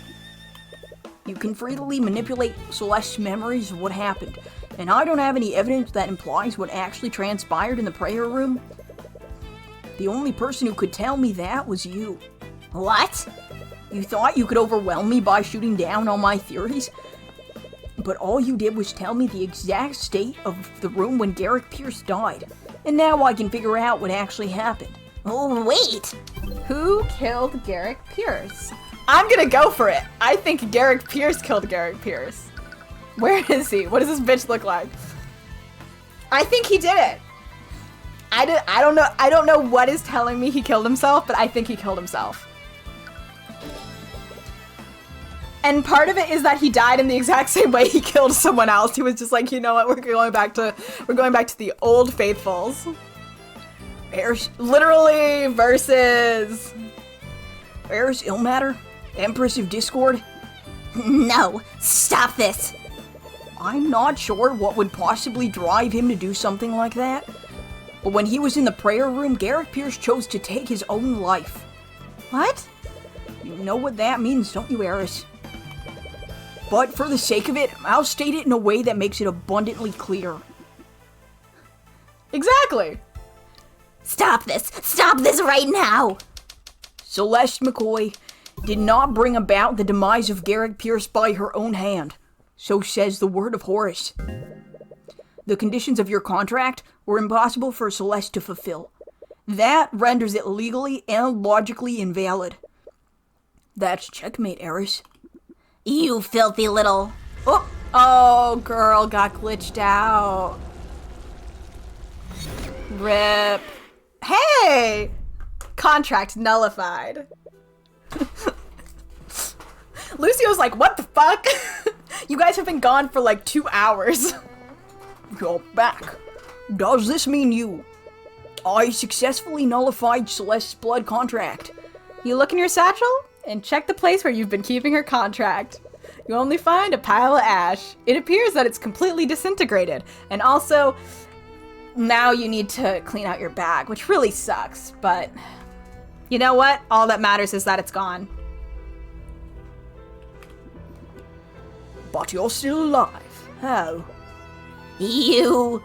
At first, you think she's glaring at you, but then you realize... Me? You little bitch! I could have accepted losing to a Heavensborn, but you? What are you talking about? Did Celeste just kind of like guilt Garrick into killing himself? What did she do? Tyrion's the one that beat you. Wait, I remember what really happened now. Tyrion, please wake up! You can't die. It appears that he's quite dead. You should be more careful, Celeste. You might hurt someone if you swing that dangerous thing around. I was right about you all along. I should have never trusted you. I like your enthusiasm, but there's still something you can do to save him. Ah, fuck. What the fuck was his voice? What is this? Do you feel that pit of dread in your chest? It's the same fear my dad felt after you stabbed him. And with his life, you'll have your beloved Tyrion back. What are you waiting for? End him, Celeste. I can't. What? What are you talking about? Tyrion, he wouldn't want this. He never has to know, Celeste. I can protect you from his Eye of Horus. That doesn't matter. I can't do it. It's just... This man literally killed your adoptive father. Not to mention he's a dead man walking. You've lived a lifetime of killing people. What's one more person? I won't suffer your self-righteous pity, bastard. Don't misunderstand me. Right now, I want nothing more than to end your worthless life. But Tyrion's ideals are what saved me. That part of him is so wonderful and so beautiful. Eris is like throwing up in her mouth right now. Eris is like, gross. Ew. Gross. I could never betray those ideals, not even if it's to save him. You're actually serious, aren't you? You'd seriously sacrifice him to honor his idiotic ideals. I won't do it. I'm not gonna sign that contract. Contract? Oh, I see now. What? So you're his little consort, aren't you? Thigaqua. Consort? What? Damn it! Wait, get out of the way, you idiot! Listen, she can wear a cute little bow while also having killed a lot of people. And just like Athena, she wears a little bow, but it does look cuter because, like, I don't hate Athena's bow design, but she's got so much going on. She looks like a Vocaloid. Good for her, but it does not match the vibe that, like, the other attorneys are bringing. I feel like I've seen cuter variations of her bow. You know? Anyway, drop the weapon, Pierce. Don't be stupid. The only stupid one here is you, bastard. You should have known from the beginning. No matter what you chose, they were never going to let me live. They? But if I'm fated to die, then it's going to be on my own terms. Wait, stop. No. I'll see you all in hell. Well, I mean, he did the damn thing. Damn it! Menace. Are you trying to heal him? It's too late. He aimed straight for his heart. No. Come on, you waste of human flesh, wake up! I still need you alive. What the hell did you just do? Pierce is dead, and I signed your stupid contract. Now bring Tyrion back. No. No, no, no, no, no! Pierce was dead anyway, so I thought I could catch her on a technicality. But I never realized what I actually did. You signed a faulty blood contract. You ruined everything. And where do you get off acting like you're any better than them? What? Ideals, righteousness? Don't give me that bullshit. I could have accepted losing to Tyrion, but you're human, and you're a goddamn killer. All of you are rotten to your disgusting cores. You would all tear out each other's throats if I gave you the smallest reason to. Tyrion is the only person here with a trace of the Celestials' self-righteous morality. If that's what you think of them, you really don't know anything about humanity. Celeste is far more than what you're saying. She's far more caring and empathetic than I am. I could never have even come close. Tyrion?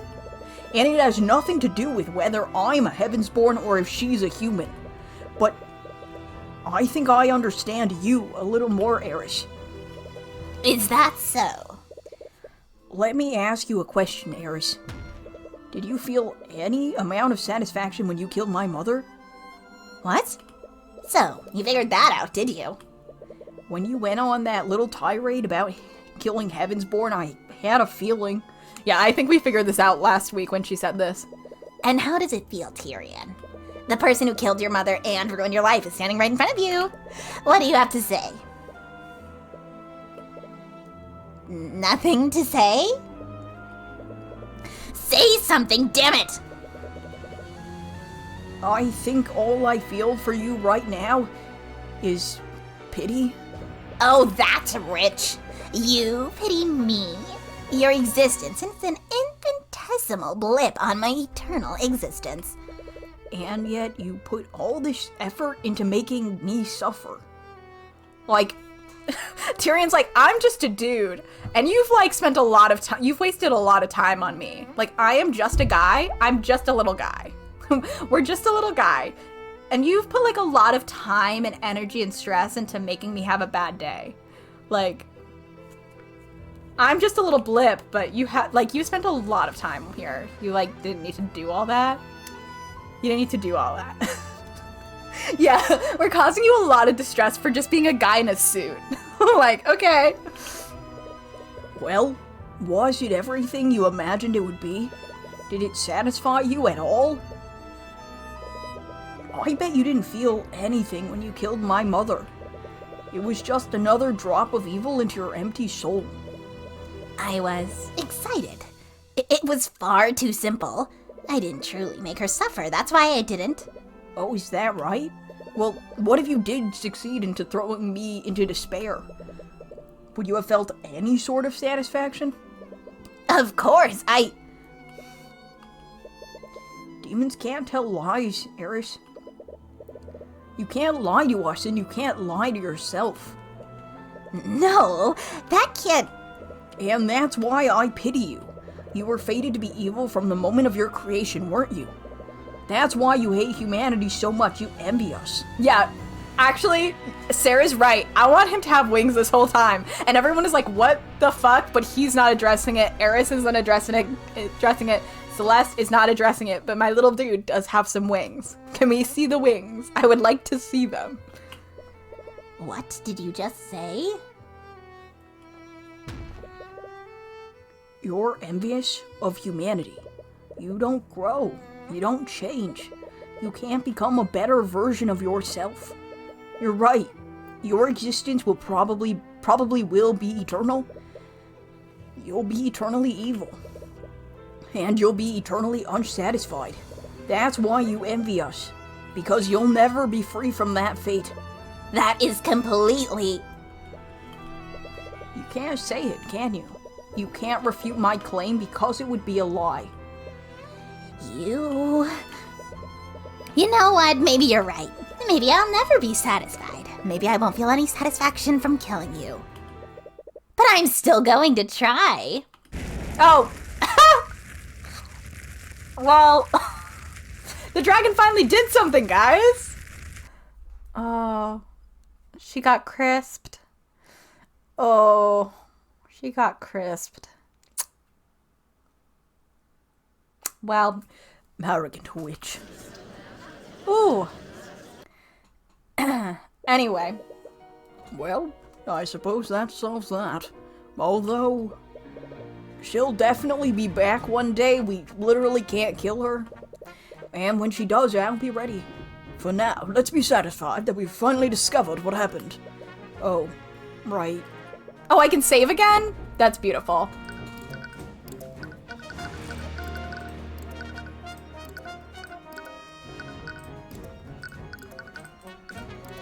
About that?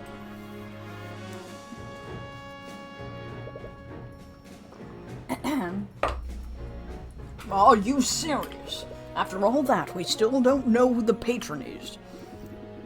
Literally, like, the dragon's like, you know what? I don't give a shit anymore. Whatever. At this point, I'm just glad Ms. McCoy wasn't the true mastermind behind this.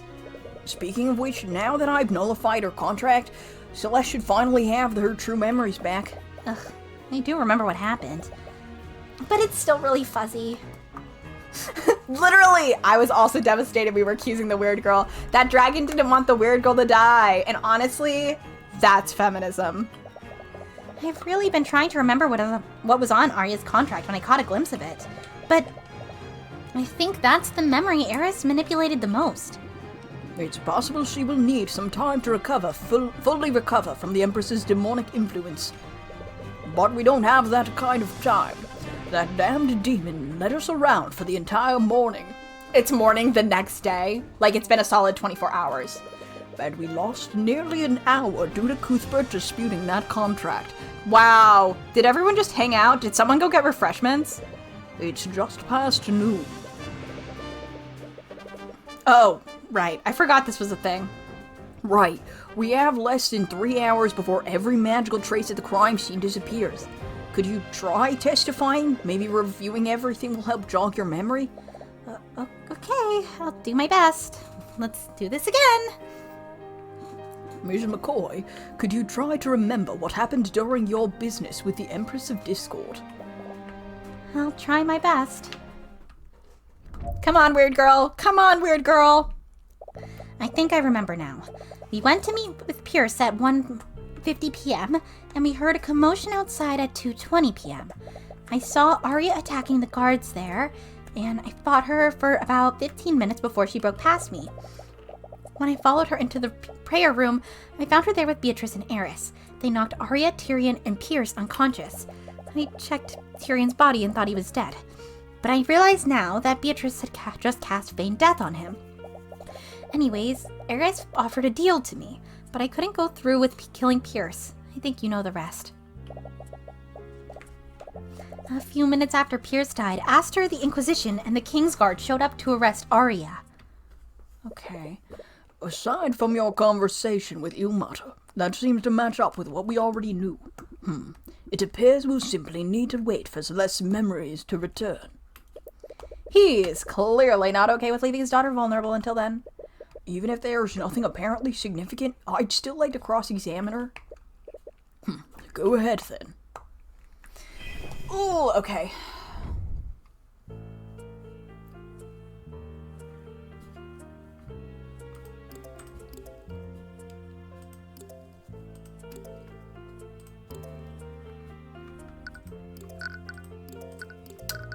Okay, 2:45. 2 o'clock, he got stuck.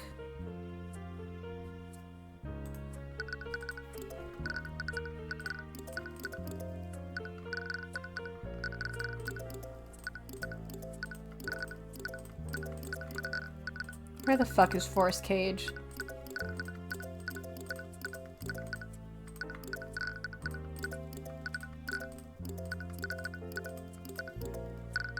Oh, 1 hour. So that would be 15 minutes. Is 15 long enough after...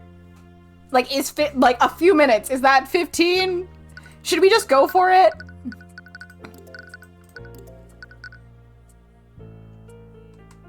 "15 seems like more than a few minutes. Objection! Okay, yeah. I'm sitting here like, wait a minute. How long? What is a few minutes? Wait, what? What is it, Cuthbert? Celeste, are you... Uh-oh, wait. This isn't good for our boy. Celeste, are you sure Aster showed up only a few minutes after Pierce died? Yeah? I remember that part pretty well. Eris seemed really worried about being seen by them. Have you figured something out, Mr. Cuthbert? It's just that... May I remind you that we are extremely pressed for time. Stop wasting our time and just say what you want to say. Celeste, Garrick Pierce died at 2:45 p.m. and Aster showed up in the prayer room only a few minutes after? Yeah? Where are you? Wait. That raises a big question. How did Aster enter the prayer room around 1:45 p.m. when he should have been trapped in a force cage until 3 p.m.? Wait, you're not serious, are you? McCoy's memories are completely unreliable. My men all reported that His Majesty led them to the prayer room after he exited the force cage. Uh-oh! Normally, that would be more concrete when compared to Celeste's testimony, but we can't trust their testimony. What are you talking about? While I was disputing Celeste's contract, Eris declared that she made contracts with multiple members of the Kingsguard. What? They were working together with her, and if these contracts were structured similarly to Celeste, she must have had the ability to manipulate their memories. This means they could have intentionally or unintentionally lied during questioning. To think even the Kingsguard have been compromised. How could I have let this happen? Yeah, how? Yeah, what the fuck, Dragon? What the fuck? Why didn't you fix this? And even if we assume that he somehow escaped the inescapable force cage, how did Aster know to head to the prayer room? I understand your point, but do you understand what you're implying? I don't like it either. I don't like it either. I'm not trying to imply anything, I'm just stating the facts that we know. We know that a human willingly, whether willingly or otherwise, worked with the Empress of Discord to orchestrate this massacre. He was deeply trusted by Arya Steelwind. So much that she didn't even think twice about signing a contract that he gave to her. There's only one person who meets those criteria. Aster the Wyvern-Guard, the reigning king of our kingdom. Yikes. Oh! Order. I will have order. Mr. Cuthbert, you understand the weight of this accusation. To claim that the king collaborated with a demon in any capacity is no small thing. I do. But I'm hoping this is all a misunderstanding because I like him a lot and he's my pal. After all, Erish's goals seem to be nothing more beyond sowing... Wait, I didn't mean to hit that. Sowing as much discord as possible. She made us believe that Celeste and Arya were both murderers.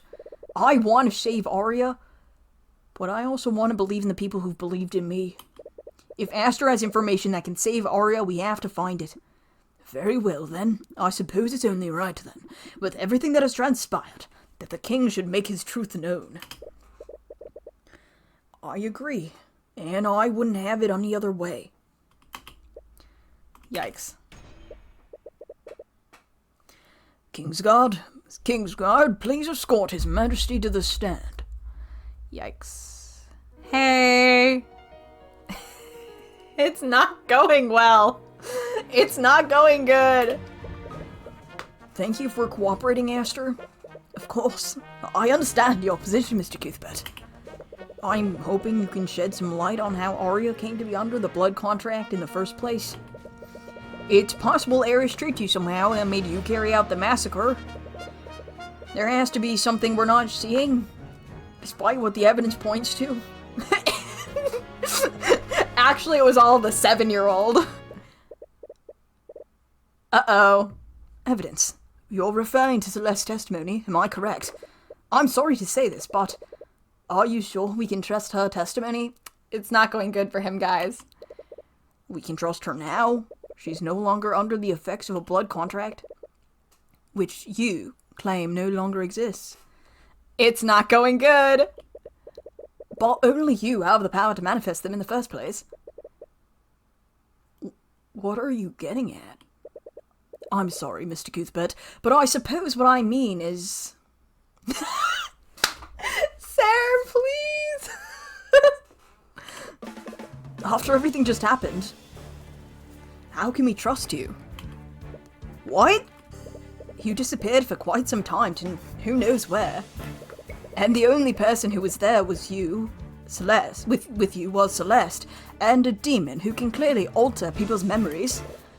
Isn't that a little convenient? Isn't it a little convenient she was burnt to a crisp almost immediately after your return? She said it multiple times. That didn't actually kill her. And now, you're singling me out as the patron, the one ultimately responsible for the murders of Von Sanctus and Sybil. If that demon made you into her puppet, wouldn't this be exactly what she wanted? That's right! How do we know this Heavensborn can be trusted? We've all heard the stories. He's practically a dissident. For all we know, he could be an agent of the theocracy. You can feel the room turning against you. Aster, what the fuck? Even the Scaled Lord looks wary. Sorry, I didn't mean to insult you after everything you've done. But I suppose there's one way to confirm your theory. And what's that? Use your divine edict on me. Just like you've done several times before. If I truly was in league with that demon, shouldn't I have a contract with her? It will appear, even if I was made to forget about it. Wait, that's right! We already tried that before and it didn't work. Which means that he definitely doesn't have a contract with her? Why aren't you doing it? I can't. I already tried and nothing appeared. I see. I'm sorry, Mr. Cuthbert. I know you care deeply for her, but we all saw Celeste's blood contract, and we heard her earlier confession. Not to mention, we have no way of knowing whether Celeste is truly free from Eris's influence. If Miss Steelwind is to be saved, we all must accept what needs to be done. I don't like saying this, but I think it's time this trial came to its conclusion. Don't you, Your Grace? Damn it. He's even got the Scaled Lord on his side. Even if it's against you, he raised a lot of good points.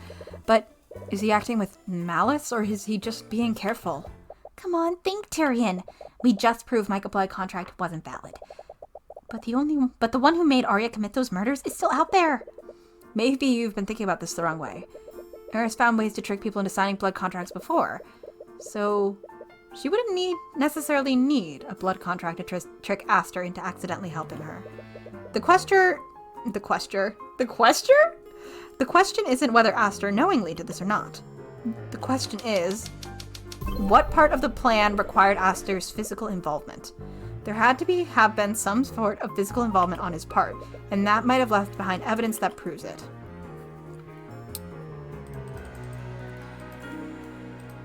Is it just Arya was tricked into signing the blood contract? What we said before? You needed to trick Arya into signing the blood contract somehow. But you've all seen how she is around him. That wouldn't have been very hard to do. No. Arya may be a lovesick disaster around him, but she's still an attorney. She would be careful to read any contract she signed. We deduced earlier that her blood contract was disguised as a normal legal document. And I remember, when you got a glimpse of it, you immediately started teasing her. I'm really trying, but I just can't remember what I saw. But if I was teasing her about it, it was probably related to her relationship with Aster. What did Arya think she was signing?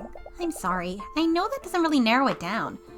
No, that's exactly the clue I needed. Was it something related to her wedding? I've wondered that for a while. Really? Celeste? Was it a marriage license? I thought it was, because didn't Celeste say something like, congratulations, or I'm happy for you? I feel like it's a marriage license. I did think it was like, this makes sense because they were talking about marriage a bunch. Aster, there's one piece of physical evidence that proves you were involved in this. Really? The patron controlled Arya and committed each of the murders without having to do anything personally.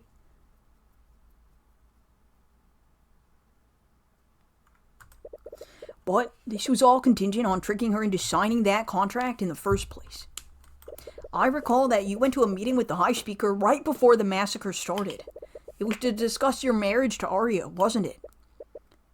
Yes, that's correct. Aster, the blood contract that Arya signed needed to look like a normal legal document, but I just realized something while reading it. The language used would have made sense under a different context. In that contract, Arya gave you her mind, body, and soul. It would bind her to you so long as you both live. Wait, are you saying? No. In other words, till death do you part. Objection! That's a big leap in logic, even for you. Whoever tricked my daughter would have surely destroyed the evidence by now. That demon went out of her way to destroy her memories of signing it. I doubt they would have left any copies of the marriage license to be found. Indeed, bringing such heavy accusations against the High Speaker or the King will require more than just speculation. Honestly, I would get it. First he dares call the king to testify, and now he's trying to indict a High Speaker? He's a traitor to the nation. I have more than just speculation, Your Grace. I have a copy of it. But your divine edict only recreates the terms of the blood contract, not the material that it was written on. The original document wouldn't have been visible on your copy. That wasn't the copy I was talking about, Aster. What? Don't you wonder how I knew about that blood contract? Every attorney has a magical runestone. They let us take pictures of crime scenes and write down notes magically. Yes, I'm well aware of them. I love the genre. And did you know Arya took a picture of the marriage license she signed? What? She was so happy to finally have your union codified that she took a picture of your marriage license, even though it was technically illegal to do so. Why would it be illegal? You know what? It doesn't matter. Why would she? The moment she regained consciousness, she thought she was a danger to others. She had no memories of what she did that day, but she knew something was wrong. That's why she locked herself in a prison with an anti-magic field. She was being rightfully cautious, but had she simply left any of those anti-magic fields and checked her runestone, Sorry, my brain fixed it. she would have found a piece of paper. Wait! She would have found a picture of a marriage license with the same words as her blood contract. So I'll ask you this, Esther. Who gave that marriage license to her? Was it you or the High Speaker? If you don't want to answer, we can drag the truth out of both of you. Don't bother. No. So it really was you? Tell me, Mr. Cuthbert, do you know what the best kind of lie is? The kind that's hardest to disprove? No, not quite. It's the kind where you won't even try. The best kind of lie is the one you want to believe in. The truth can be right in front of you, but it will make you look away. If I recall correctly, McCoy made you experience that firsthand today. Your Majesty, what are you... I'm done with this farce. I'm sure if we brought the High Speaker to the stand, Cuthbert would just deduce what happened anyways. It was always going to end like this, I suppose. Perhaps I was just lying to myself. You're... No. Master, you... You whelp! You whelp. Pulling out the big insults. Whelp. Are you saying that it was you? You used my daughter to commit mass murder. He's literally gonna kill this man. Aster is not getting out of this alive. I did, Lucia. What of it? How could you? And what right do you have to judge my actions, O great scaled lord? I was only cleaning up the mess you created. And if it weren't for Eris's little games, I would have done it in a much cleaner manner. Pardon me? No, I think I'll be pardoning myself. You can't be serious. I am the King of Wyvern, am I not? Is that not my right? You're insane. Tell me, does this terrify you all? To know that I can do whatever I please with no one who can stop me? Is this not what you've all been doing to the rest of this country? Do you seriously expect to get away with this? I do. Who has the power to stop me? The Scaled Lord. Yes, exactly him. That's why you hosted this trial in the first place. His authority is above yours. I didn't ask who could stop me, Tyrion. I asked who was going to. Uh-oh. Why aren't either of you saying anything? Yes, Rathalion, have me arrested. Put my 7-year-old brother on the throne. The one who is also kinda evil. I'm sure history will tell you exactly how a kingdom fares when a child sits on the throne. Or would you take the throne for yourself? You spent all those centuries huddled away in this ruined city. I am certain you know exactly what problems this nation is facing, and what it needs to right himself. Rathalion, I'm sorry, Mr. Cuthbert. I came here to do what is best for my people. I may not know the best course before me, but I know with painful certainty it is not to seize control of this nation. I will not take that responsibility again, nor will I thrust that responsibility onto those who would not have it. Not really surprising. From everything I've seen, negligence has been your one consistent trait. And what about you, Lucio? Are you going to try to dispose me? The beloved prince, now king of Wyvern. Or did you remember, the people of this nation love me and hate you? I hear you're very skilled at arguing, Tyrion, but I doubt even you can make the public see that as anything other than a military coup. Can you imagine Grand General Lucio disposing the new king of Wyvern before the previous king's body is even interred? I wonder just how bloody of a civil war that would plunge this nation into. And even if Lucio didn't have much difficulty crushing the commoners, I'm sure you can imagine just how tempting a weakened Wyvern would look to the other nations. Damn it! By killing Sybil and Von Sanctus, he left a power vacuum that only he could fill.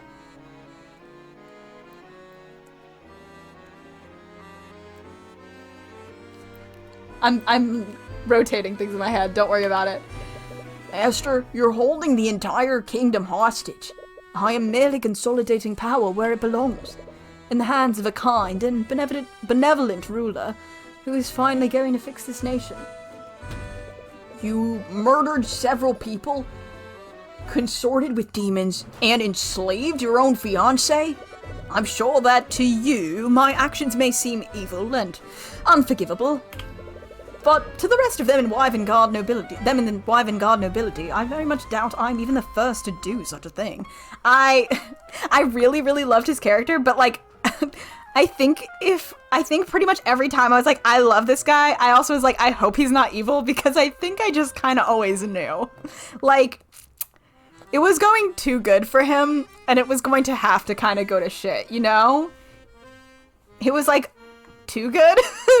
It was too good, and I was like, as much as I don't want to think it, there's something off about you, bestie. And it's all of this. This was just politics.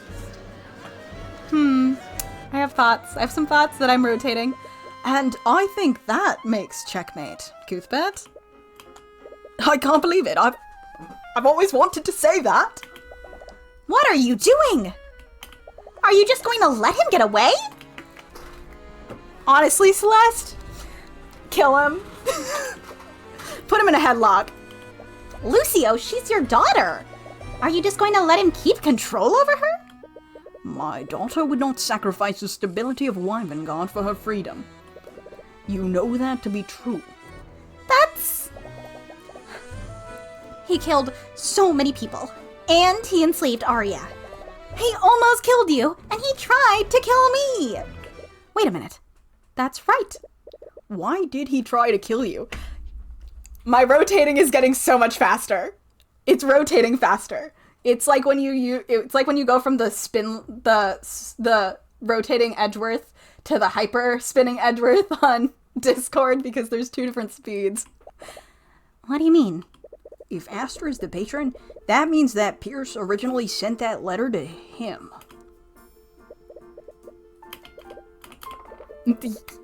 Yes! If you were his ass-fist sister, you wouldn't have a claim to the throne. So why would he go to so much trouble to kill Pierce and you? Maybe he just wanted to make sure?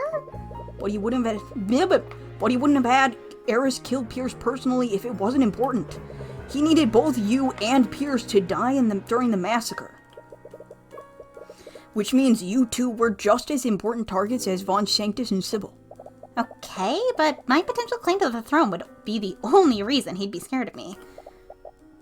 If that wasn't a problem, why would he be so scared of Pierce's blackmail? Would the line of succession be the only reason why he'd be scared of Celeste's parentage? Recall what you remember about Wyvern laws regarding parentage. Wasn't there something mentioned about that? Oh no. Wasn't there something someone mentioned about that?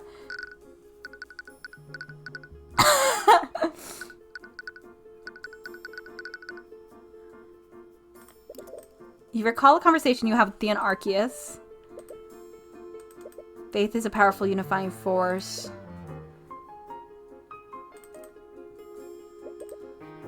Aster didn't murder the High Speaker when he had the chance, so it's possible that the Church of Bahamut plays a role in his future plans, but that wouldn't explain why he appears to die. Bestie, it's been so long. Okay, someone who mentioned that, I don't think we've talked to anyone from the Theocracy, so let's try the Scaled Lord to see if... We'll just go down the list. You recall a conversation you had with Eris Ilmater. Oh my god, this is like, what? This is like the second case? He and his kid were given an... Yes. I guess they did flash back to this one already. Wait, the Scaled Lord and his kin can override the king's rule? Is she a dragon? Wait. Who is Celeste's father? Wait. No way.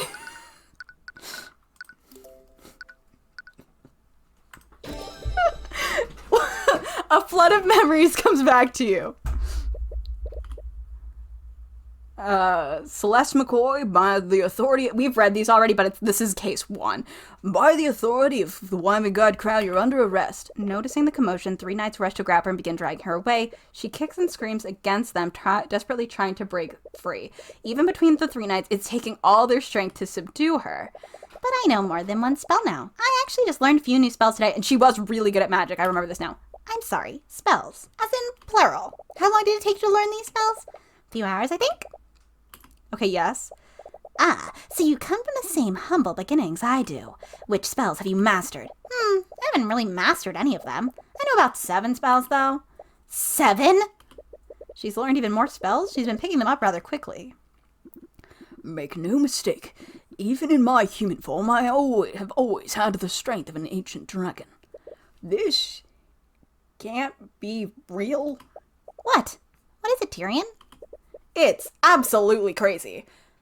But it also makes a lot of sense. Her ridiculous strength. Her natural talent for learning magic. She inherited all of it from him. Are you okay? You got really pale all of a sudden. Love this for them. He's an angel, she's a dragon. That fucks. Once you reveal this, there's no going back for her. Do you even have any right to do this to her? No. Arya's freedom rides on this. Well, you could, whisper it to her and see if she's okay with telling the court, but it's okay. And as much as it pains you, it does mean Rathalion fucks. It does mean that dragon fucks.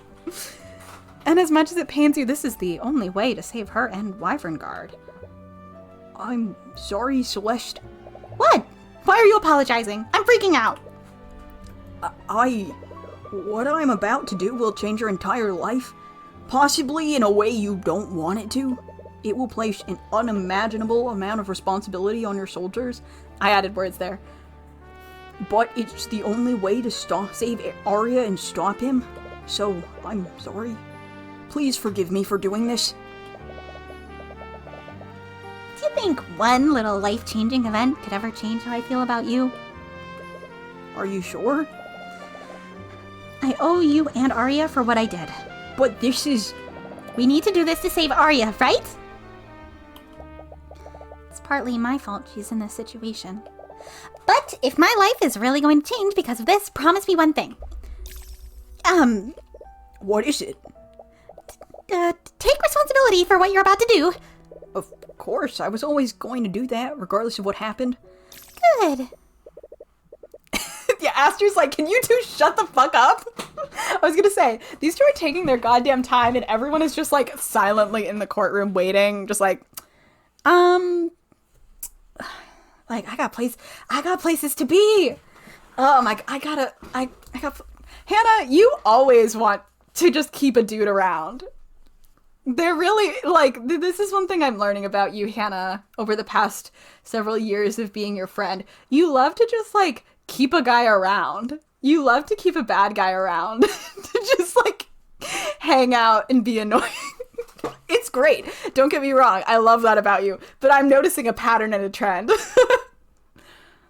Are you two done flirting with each other? If you have nothing else to say, stop wasting all of our time. He's gonna Loki it. Help. Aster, I know who Celeste's father is. Wait, really? What?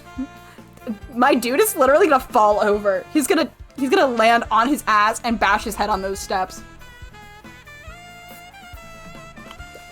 No, you're bluffing. You have to be. Why don't we test that theory then? You said that no one could contest your rule of Wyvern Guard aside from the Scaled Lord. But there's one more person, isn't there? What are you talking about? Only the Scaled Lord has the political power to override the will of the king. And his kin, Lucio. Yes, I suppose that's... Aster de Wyvern Guard, you needed Celeste to die during the massacre. It's because her existence would always pose a threat to your rule. Are you serious? People of the Wyvern Guard nobility, your current king was fearful of my bodyguard's parentage, and now we know why. Celeste McCoy is the daughter of the Scaled Lord Rathalion, ancient dragon, and creator of all arcane magic.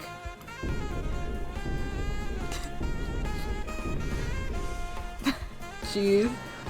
Literally. Ladies and gentlemen of the nobility, Rathalion fucks. Judging from your reaction, I'm right, aren't I? I'm half dragon? Well, I'm apparently part angel, so you're in good company. Aw. So the demon was speaking the truth. Aster de Wyvengard, as a Scale Lord's kin, Celeste has the authority to pass judgment on you and override your rule, which, like, she doesn't really want to do, but, like, we do not. We're running out of options. And when you're gone, she will take your place as the ruler of Wyverngard. We're putting a lot of pressure on this poor girl, but I do understand. Ms. McCoy, think about this. Can you even begin to grasp what it takes to lead a nation, much less this broken one? Celeste is like, I'll keep you in the basement. I'll just ask you for advice every once in a while. I'll just put you in the basement. You'll find this crown no less binding than any blood contract. Just tell me one thing, Aster. Why did you do this to Arya? She trusted you. She loved you. You could have changed Wyverngard together with her. And you could have done it all without having to do any of this. No, Sarah, I understand you. I'm walking with you. I'm walking with you. We're walking together on this path. We love to see it. Is that what you really think? I suppose you would. You probably also think Tyrion is the first person to try to change this nation while still working within its laws. There's nothing wrong with having ideals and working within the law. My father was like that too. He was a man of ideals, once. But I watched for my whole life as he was forced to compromise on everything he believed in, one ideal after another. It was to keep the peace. We must maintain the stability between noble houses to uphold law and order. And you know who paid the price every time? Not him, not me, not any of the nobles gathered here. No, the people who paid the price were the common folk, the kind of people you two are always trying to save. I would have honestly thought you'd understand by now. A gulf exists between what is just and what is lawful in this kingdom. Here's the thing. I totally get where he's coming from. However, when people usually say that, they're not like the king. You know? Like, I understand where he's coming from. I understand he just said his dad experienced this, but like, you're the king. Do better. Sorry, that's mean.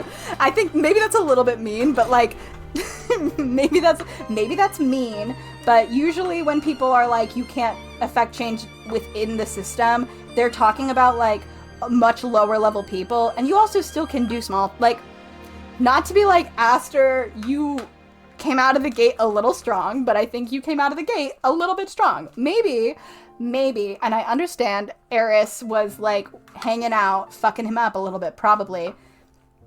I understand.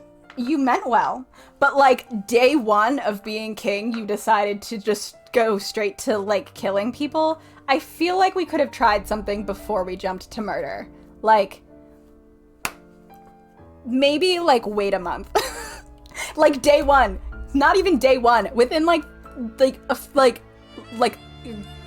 couple hours, dude. Like, that was fast.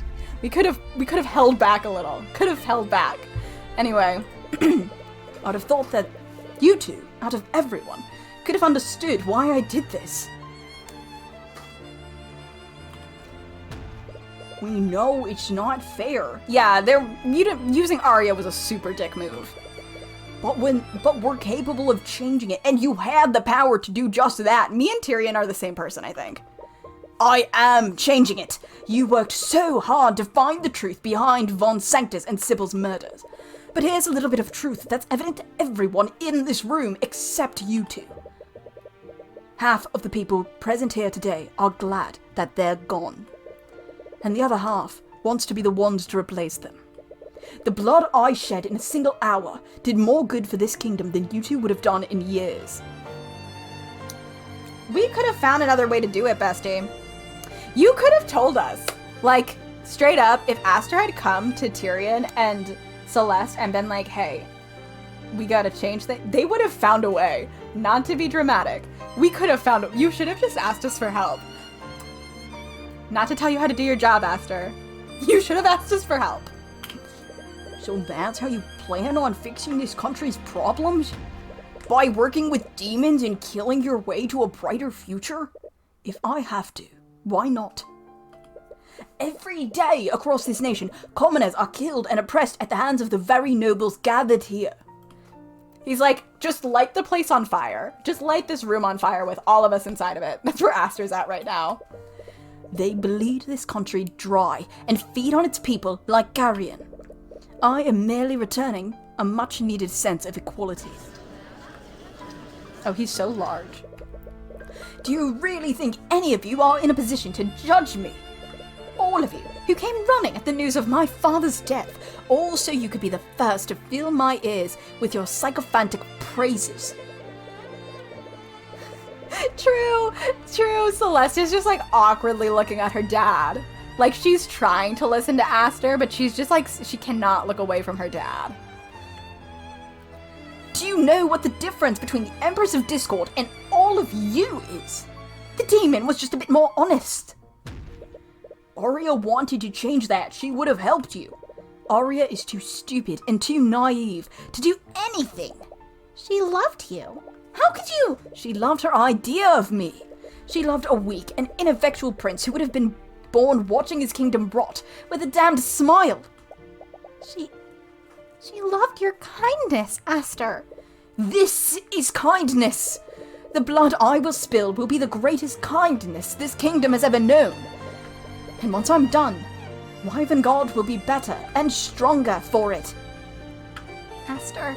McCoy, I don't care what you are. The Scaled Lord's daughter, the rightful heir, none of that matters to me. I will save my kingdom and its people, and I will carve the rot out of its heart, piece by bloody piece. Nothing will stand in my way. I am Aster de Wyvern, King of Wyvern, and consort to the Lord of the Sixth. Well, oh, that's why he mentioned consort. Got it. I am nothing but a dead man. Valnus? Oh! Lucio! Lucio really said, I'm not dealing with this shit anymore. Die. Oh! What? No! Lucio, what have you done? He said, I gotta get my daughter out of here. Fuck you.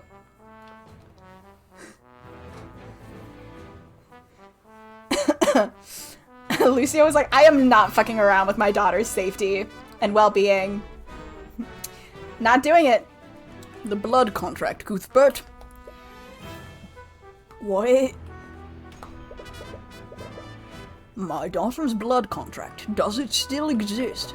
You check your satchel, and sure enough, Arya's blood contract has completely disintegrated. We have even more ash in our bag. We are never getting this ash out of our satchel. We're gonna have to throw the satchel away. We can't afford to throw the satchel away. Its conditions have been fulfilled, haven't they? Because they no longer both live. Excellent. Lucio, this is not what we discussed. My daughter would never be free as long as that wretch lived. McCoy agreed to take his place. This was always how it was going to end. Literally. Lucio, you can't seriously expect to save your breath, Cuthbert. I already know. Kingsguard, what are you standing around for? Aw, rip Hannah. The Grand General has just committed regicide. Arrest him at once. Well, this is uncomfortable. Oh. I suppose that's it then. Literally, like, last one standing. Like, Tyrion's like, I'm the only one behind a bench anymore, so I guess I won, because 2 out of 3 are down, so... Is that a hot milky for me? Cool. But this isn't really something to celebrate. I'm compelled to agree. To think that His Majesty was so far gone that he'd consult with a demon. Also, he could save the common folk. Regardless of his actions, he did have the same goals as you. He truly wanted to make things better for the common folk, and honestly, fuck the nobility, eat the rich. Even with the Eye of Horus, you never caught a hint of the pain he must have been feeling. He closely guarded his true emotions from everyone, including Arya. No wonder Eris was able to manipulate him. You, of all people, know exactly how easily she can exploit someone's emotions. Nevertheless, it's apparent there's no need to continue this trial, given that everyone else is dead, although it's clear our work is only just beginning. Court adjourned for the time being. You are all free to return to your homes. However, I'm sure there's still much for each of us to discuss.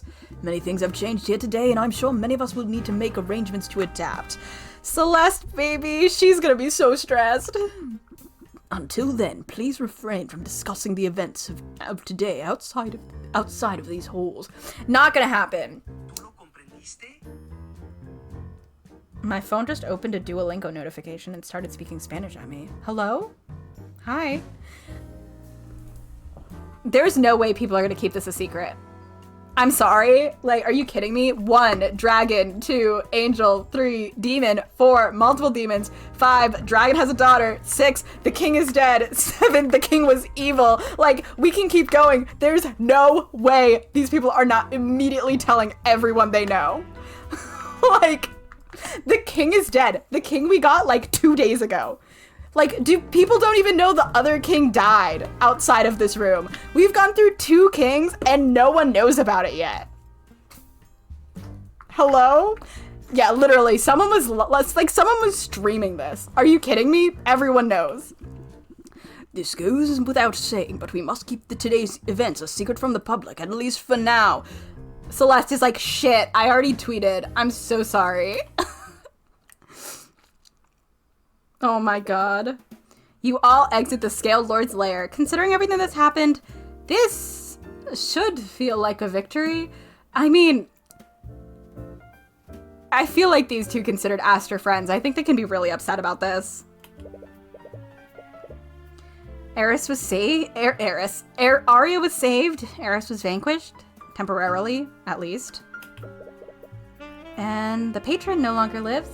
Yeah, it's like that first or second episode of Spy Family when Lloyd relaxes for like the first time and just like collapses, just like passes the fuck out. Like he just falls to the ground. That's Tyrion. I think it's when I think it's after Anya's grades get posted and he just ground. Tyrion right now. Hey. Aye. We won. Didn't we? So, why does this feel so... Yeah, I feel the same way. He was a terrible person. He killed people!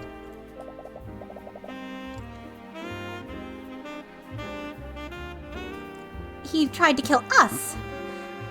And he used Arya like a puppet. But I really wish we could have changed his mind. Yeah. Sometimes people are beyond saving, and I think he made up his mind a long time ago. He knew what he was doing to Arya, and I can't think of any other way we could have truly freed her. I know. I just hope she's... Hello. I'm glad I found you before you left. I'm compartmentalizing very hard right now and trying not to feel any emotions. I am going to need so much therapy. You freeze up when you look at her. More specifically, you're a little disturbed by what the Eye of Horus is showing you. Oh! Arya? I'm so sorry. Why are you apologizing? What? If it's about your testimony, I'm afraid I will need to charge you with perjury. Ah, right. Wait, seriously? Come on, I'm basically your boss now. No one is above the law. That was made apparent when... She suddenly stops talking before she mentions his name. She doesn't trail off. Her voice doesn't even break. She simply stops, as if she was a machine that ceased functioning. Arya? Anyways, I'm sure it's nothing to worry about. You do have a talented defense counsel after all. Right? You really want to say something back, but you're too off-put to say anything. Anyways, I wanted to thank you for the work you've done, Mr. Cuthbert. I truly mean it when I say you have my gratitude. Yeah, of course. Anyways, I have much work to get done now that the Grand General is in custody. I'll be taking my leave. I can't tell if she's like compartmentalizing super hard or if like something is wrong, like in a magic way, you know? Yeah. What was that all about? Why didn't you say anything to her? I didn't see anything through the eye. She must be subconsciously guarding her emotions. I guess I don't really blame her. No, Celeste. I didn't see anything. What? I looked at her with the eye. She wasn't holding anything back. And even with that, I saw nothing. There was no anger, no sadness, no fear, no joy. I've used the eye to see the emotion of a countless amount of people, but I've never seen that before. It was like I was looking at a machine. But you're right, I should have said something. I'm going to... As you're about to chase after her, Celeste stops you. Do you mind if I talk to her? What? Are you sure? Yeah, we actually hang out a lot outside of the trials. Do you? Oh. I think she might respond better to me. Okay. You remember the comforting feeling of her hand in yours. Alright, I suppose I'll let you handle it. Once again, you remember the comforting feeling of her hand in yours. Just, you know, keep it verbal?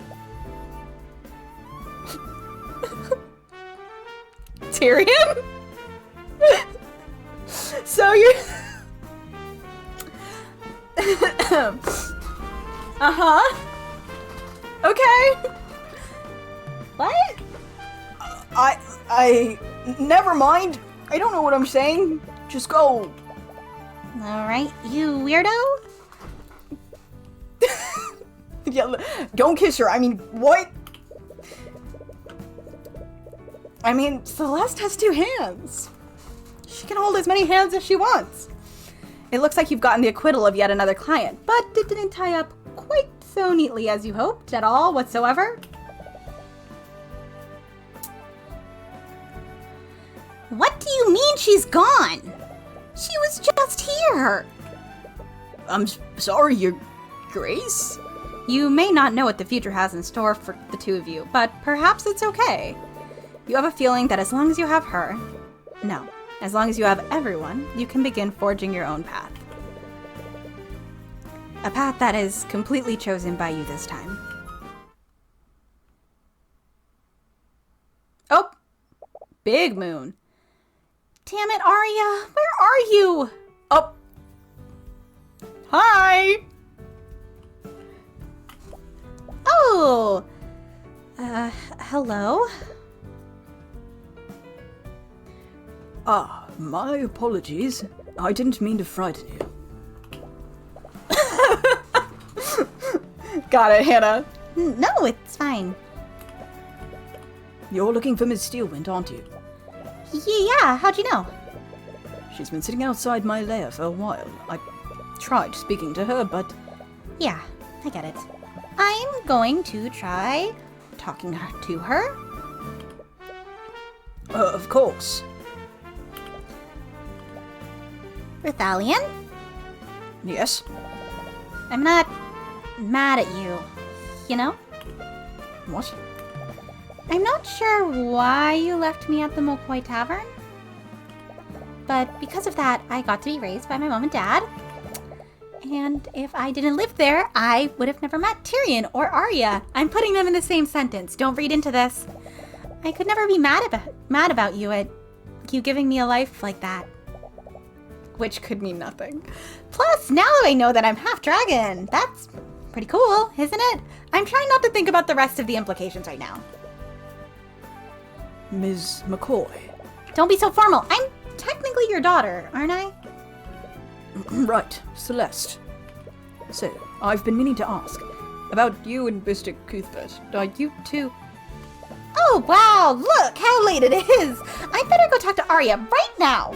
I'll see you later, Scaled Dad. I mean, just bye. Scaled Dad. She called herself my daughter. I suppose I understand how you feel now, Lucio. Scaled Dad is really good. Hey, Arya. Oh, Celeste, what are you doing here? Just making sure you're doing okay.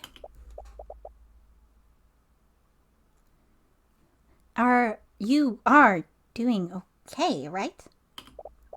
I am. There's no need to worry about me. You're looking up at the sky? Are you stargazing? I was looking at the moon. It's full tonight.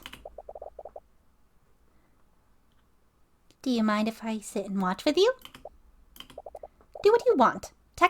I technically take orders from you now.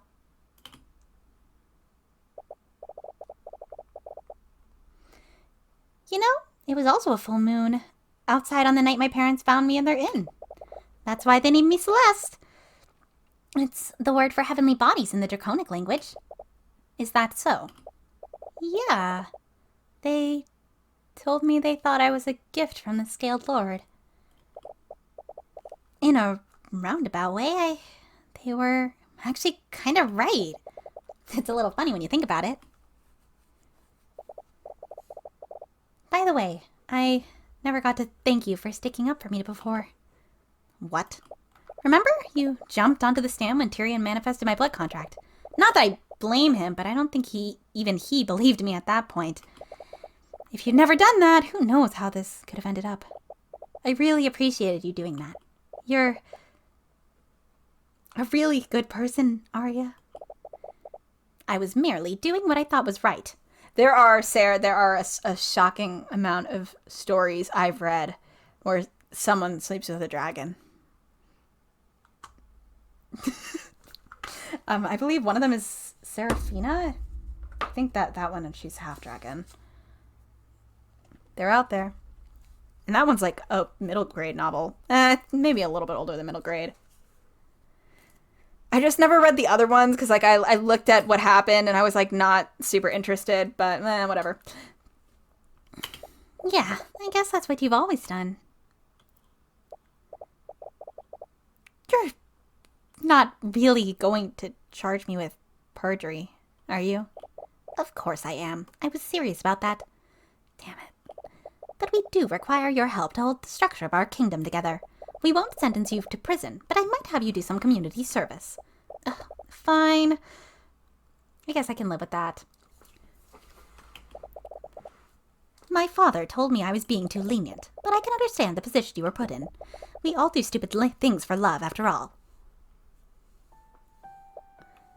Stupid. Arya? We're getting so many drawings right now. How?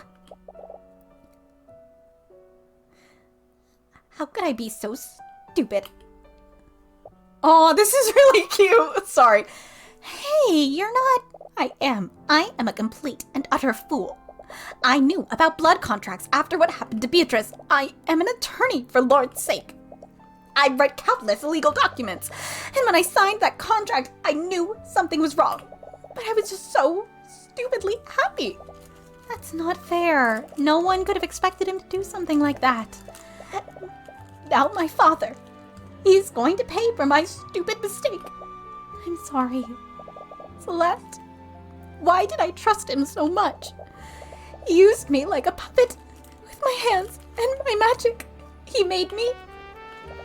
I'm sorry, Arya. What he did to you was horrible, and I don't know how to make it better. But you're not alone, okay? It's not just me. Tyrion, your father, we're all here for you. So please don't shut off your emotions from us. Thank you. Bro, what the hell? Celeste, I think I've made a decision. What's that? I'm going to drop the charges of perjury against you. I love her so much. Wait, are we still on that? Aww. Oh, hide scaled dad. Sorry, I was having a moment, okay? When we were joking about toxic Yuri, I did not imagine it was gonna get that wild. But it did. Good for them. I didn't mean that scene specifically. I meant this case as a whole. Mr. Cuthbert, I've spoken with my associates in the press. The story we created should be printed as we speak. And everyone's gonna know it's a lie. I don't like this. We're lying to the people of Wyverngard about what really happened, and also they all clearly know what already happened? Ooh, it wasn't. So it ended there? It ended with the Arya and Celeste scene? That's interesting. Not to mention this... Oh, okay, got it. Not to mention, this story paints me like I'm some kind of god. I understand your reservations, but Aster was right about how the common folks felt about him. If we told the people what actually happened, they would never believe it. They'd think his death was part of some sort of political conspiracy. And even with this cover story, we can't be certain that they still won't suspect that. Arya? Shouldn't you be resting? Nonsense. I'm not going to sit around feeling sorry for myself while everyone else fixes my mistakes. She may be hiding her pain with behind a smile, but she's not shutting down her emotions like before. Was Celeste able to get through to her? As much as it pains me, we should strive to carry forth the virtues that Aster represented to the common folk. Wyverngard will gain more from those false virtues than from the person that he truly was. I feel like this specific thought was something in a book that I read, and I can't remember which one. The stability of our nation must be maintained if we're to move forward, and if we must use the people's piety against them, then so be it. Arya... And as the newly appointed head of House Steelwind, I will also do my part to support your rule. By holding her hand. God, I'm sorry, that was so funny. That was so fun. Like, I love Tyrion being like, well, I really like talking to Celeste, and I really like holding her hand, and holding her hand makes me feel really good. And then he's like, oh, what if she goes and holds Arya's hand? Sorry, that was... It's really cute, okay? It's kind of cute and funny of him. It did not stay verbal. She very much got a hug. Keep it verbal. What a guy.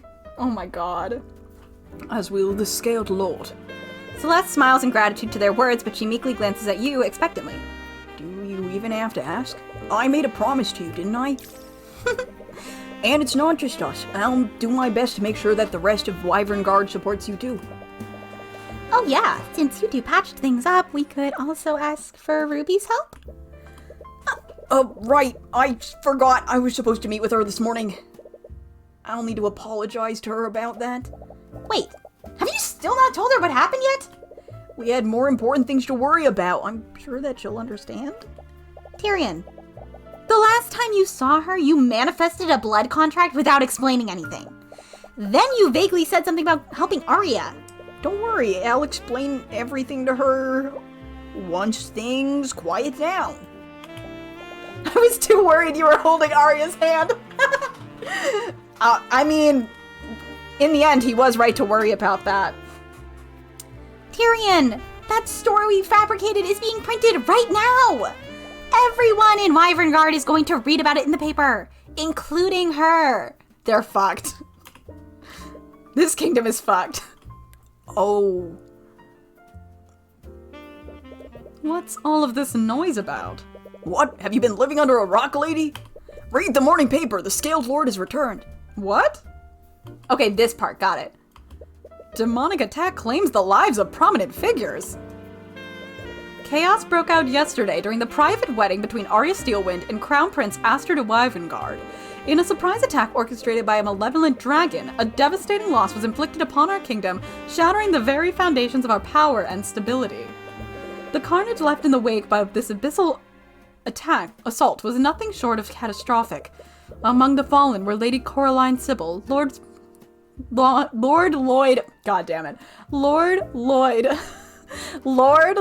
von Sanctus, and Lord Lucio Steelwind. Both King Olivier and Crown Prince Aster made a heroic attempt to repel the foul monster, and while the profane demon was felled and defeated, the king and the crown prince tragically lost their lives in the ensuing battle.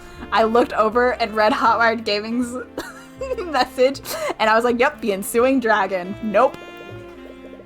However, amid the chaos and despair, a glimmer of hope emerged to prevent the kingdom from descending into further disarray. The Scaled Lord himself descended from the heavens, restoring order and making a profound proclamation. In a selfless act to maintain the integrity and unity of Wyvernguard, the Scaled Lloyd Jesus Christ! We're so close to done. The Scaled Lord anointed his holy daughter as the new Queen of Wyvernguard. What? Again with the Scaled Lord nonsense. This reeks of a violent political coup. Girl was not wrong. Whoever this new queen is, I bet she's just another rotten noble. She's your daughter-in-law. It says there's a picture of her on the next page. That's the one you adopted, Mom, so like, I don't know what to tell you. Wait, what the Oh, we completed it! We did it! We did it! Thanks, Steve. Oh, after hearing about what happened to my former lord, I thought a lot about my actions. I won't be doing voices. I won't ask you to forgive me, Your Majesty, but I want to continue to atone for all the harm I've caused. Thanks, Reagan. And Reagan. One more. I will continue my studies in the field of conjuration. With the kingdom in such disarray, it falls to people like me to do something or other. Why are you looking at me like that? It's really hard to do voices this fast. Violet, I missed the other person. I'm so sorry. Adam. Thanks, Adam. We'd never be able to do this if it weren't for your investment in our cafe. I feel partially responsible for what happened at the Imperial Academy. I'd like to make amends however I can. Don't worry about that. Business has been booming ever since we set up shop in Rathalum. Oh, but more customers means more work for me. Miko. Fuyunokawa. Yenart. My brain is melting out of my ears. I've been developing my necromancy ever since I began working under the Lord Asclepius. I think I've grown quite good at it. Don't get ahead of yourself. You've grown competent at it. That was a joke. You're probably the best necromancer I know. Aside from me, of course. Savio! Oh, fuck, I broke a lanyard. Steven! Arif! This lanyard sucks. I'm sorry, but I still can't remember anything, but from what I've read in my record, perhaps that's a good thing. Even if your memories are gone, your crimes can't be charged. You still have to serve your sentence, but I do hope you can live out the rest of your life in peace. Insane in the rain music. Shady. Cicada. Steven! Why the fuck is this? What are you looking at, punk? Wait. Oh no, it's you. That crazy chick isn't with you, is she? Why are you looking behind me, man? Did you just call me crazy? Oh lord, run for it, Gavin. Flute! Thanks, Kristen. Thanks, Elena. Thanks, Abby. Good to see you, Mr. Cuthbert. From what I hear, you've certainly moved up in the world. Yeah, a lot has happened. I don't even know where to begin. Oh, I'm glad to see the refinery's doing well. Well, I suppose I have you to thank for that. You're quite the... What did Her Majesty call you? An angel investor. Yes, that's it. Actually, I'm here on behalf of Her Majesty. We both had an idea for a business venture, and we think it would set a good precedent if we employed a company with the something or other. Oh, I like the sound of that. I did not read it fast enough. Allison! Dom! Emily! This is you, Emily. That's your violin. Sounds great. I still have much to learn about leading a noble house, but I hope I can bring House Frege and Wyvernguard to a brighter future. I think it's about time we ended the constant feuding between the Steelwinds and the Fregas. I'd like for us to work together. I may not know much, but that certainly sounds like a step in the right direction. Tracker will do the best to help Queen. I appreciate the gesture, but I don't think... Banks need gold, right? Tracker can dig for gold. Thank you, Tracker. Pit 10. John. Oh! And Adriana! Woohoo! Oh. And that makes checkmate, Cuthbert. What? Did you just lose? No, I demand a rematch. Learn to lose with dignity for Lord's sake. I'm glad I let you keep those outbands. Vera! Zoe! Dylan! This guy, to think the Scaled Lord would sacrifice his daughter for the good of our kingdom. Dan, I want this job. Such humility, such self-sacrifice. I'm literally a queen. Who wouldn't want this mantle? Actually, this job is kind of annoying. Sorry. Nah, as long as I have you with me, I'm happy. Aw. Andrew! Cool. Arif. Brandon. Brian. I don't know why I'm reading all their names. You may have everyone else fooled, but I know how the story goes. A mage is still a mage, and a noble is still a noble. Come on, don't be like that. Hey, if you want to prove me wrong, by all means, but I ain't holding my breath. I suppose you have every reason not to trust those in power, but we are going to fix this kingdom, and we're going to do it within the confines of the law. David. Jason. Kevin. Oh no! I really wish he would talk to us. He needs time to process everything that's happened, and I don't think he'll be very receptive to us. At least not right now. We should probably hire a therapist? All of you need to go to so much therapy. Thanks to the Luna. Wait a minute! Wait a minute! Wait a minute! What? Are you okay? Yes, I really appreciate you coming here with me. His actions were absolutely deplorable. I was hoping coming here would give me closure, but with Von Sanctus and Sybil gone, we have had a much easier time repairing our relationship, I think. I feel all uneasy about all this. No, I also see what you mean. He may have had good intentions, but he refused to let anyone work with them. Even with Eris, they were just using each other. I do think he really wanted to change Wyvern, but he would only do it on his own terms. Even if he did end up achieving his goals, the legacy he'd leave behind would be one of blood. No lasting peace or justice could have had that at its foundation. That's surprisingly mature for you. Hey, I'm always mature. Goodbye, Aster. One of the crowdfunders is a person that I have worked with on zines and is an Ace Attorney artist, fan artist. It's, Hi, Joe. What kind of ridiculous case was that? Weren't you the one who called that monkey to the stand during Beatrice's trial? Yeah, I suppose you have a point. Anyways, the truth is often stranger than fiction. You should know that better than anyone. Isn't that what Catriel says? Oh my god, I just realized. Is this what I've been doing to Arya? Hey, you're the one who wanted to be lead prosecutor. I'm only filling in for her until we can find a qualified replacement. Well, if you forget bored of life as a royal, there's always a spot open at my office.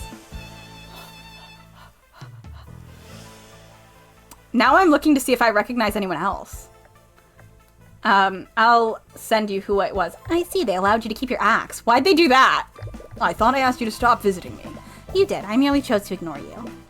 McCoy's impertinence is rubbing off on you. I'll take that as a compliment. I am glad to see you in such good spirits. It's clear that I underestimated you.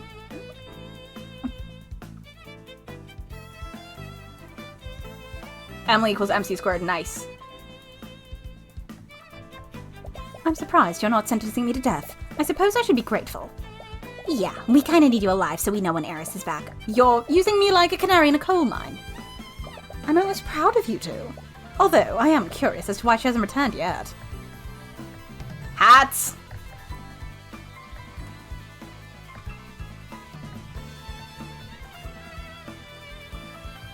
What the hell is this? Why are you preventing me from leaving? Well, I can't very well let you make a fool of yourself a second time. You're not to leave the Sixth Circle until I tell you otherwise. So says the word of Asmodeus. Are you grounding me? If you want to behave like a petulant child, I'll treat you like one. I swear, when I get out of here. What have I told you about speaking in future tense? Great.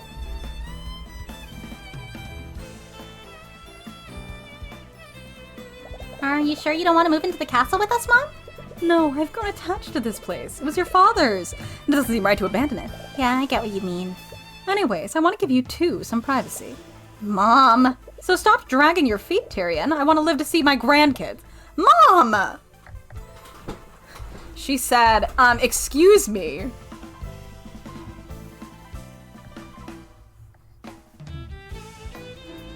So, I was wondering, you've lived for a really long time, right?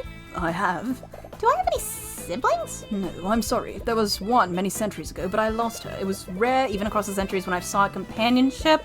Dragons are magical beings, and the creation of offspring is rare, so much so that it's a miracle that you were born. I'm sorry, but you are alone. I don't really feel that way. I think I spend so much time with Arya that she's basically my sister. And Tyrion, well, Perhaps I should give some words with Mr. Cuthbert. Don't you dare! It's like, you're not actually my dad. Like, you're not my dad enough for that. I wonder if that's hinting at it. I know it's been mentioned that they're working on the second one. That feels like it's... Oh, so we meet again, Crimson Demon. Who keeps telling people about that nickname? Who knows? It could have been anyone. Tyrion, you don't like it. I could help you come up with a new one. I'm good, thanks. How about Scaled Empress?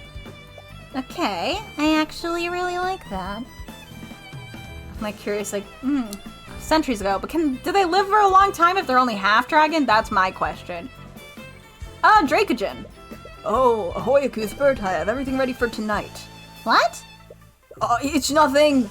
Pretend like you don't know anything. What? Oh, I see. So it's for her. Not subtle. What are you doing? It's a surprise. All right, you weirdo.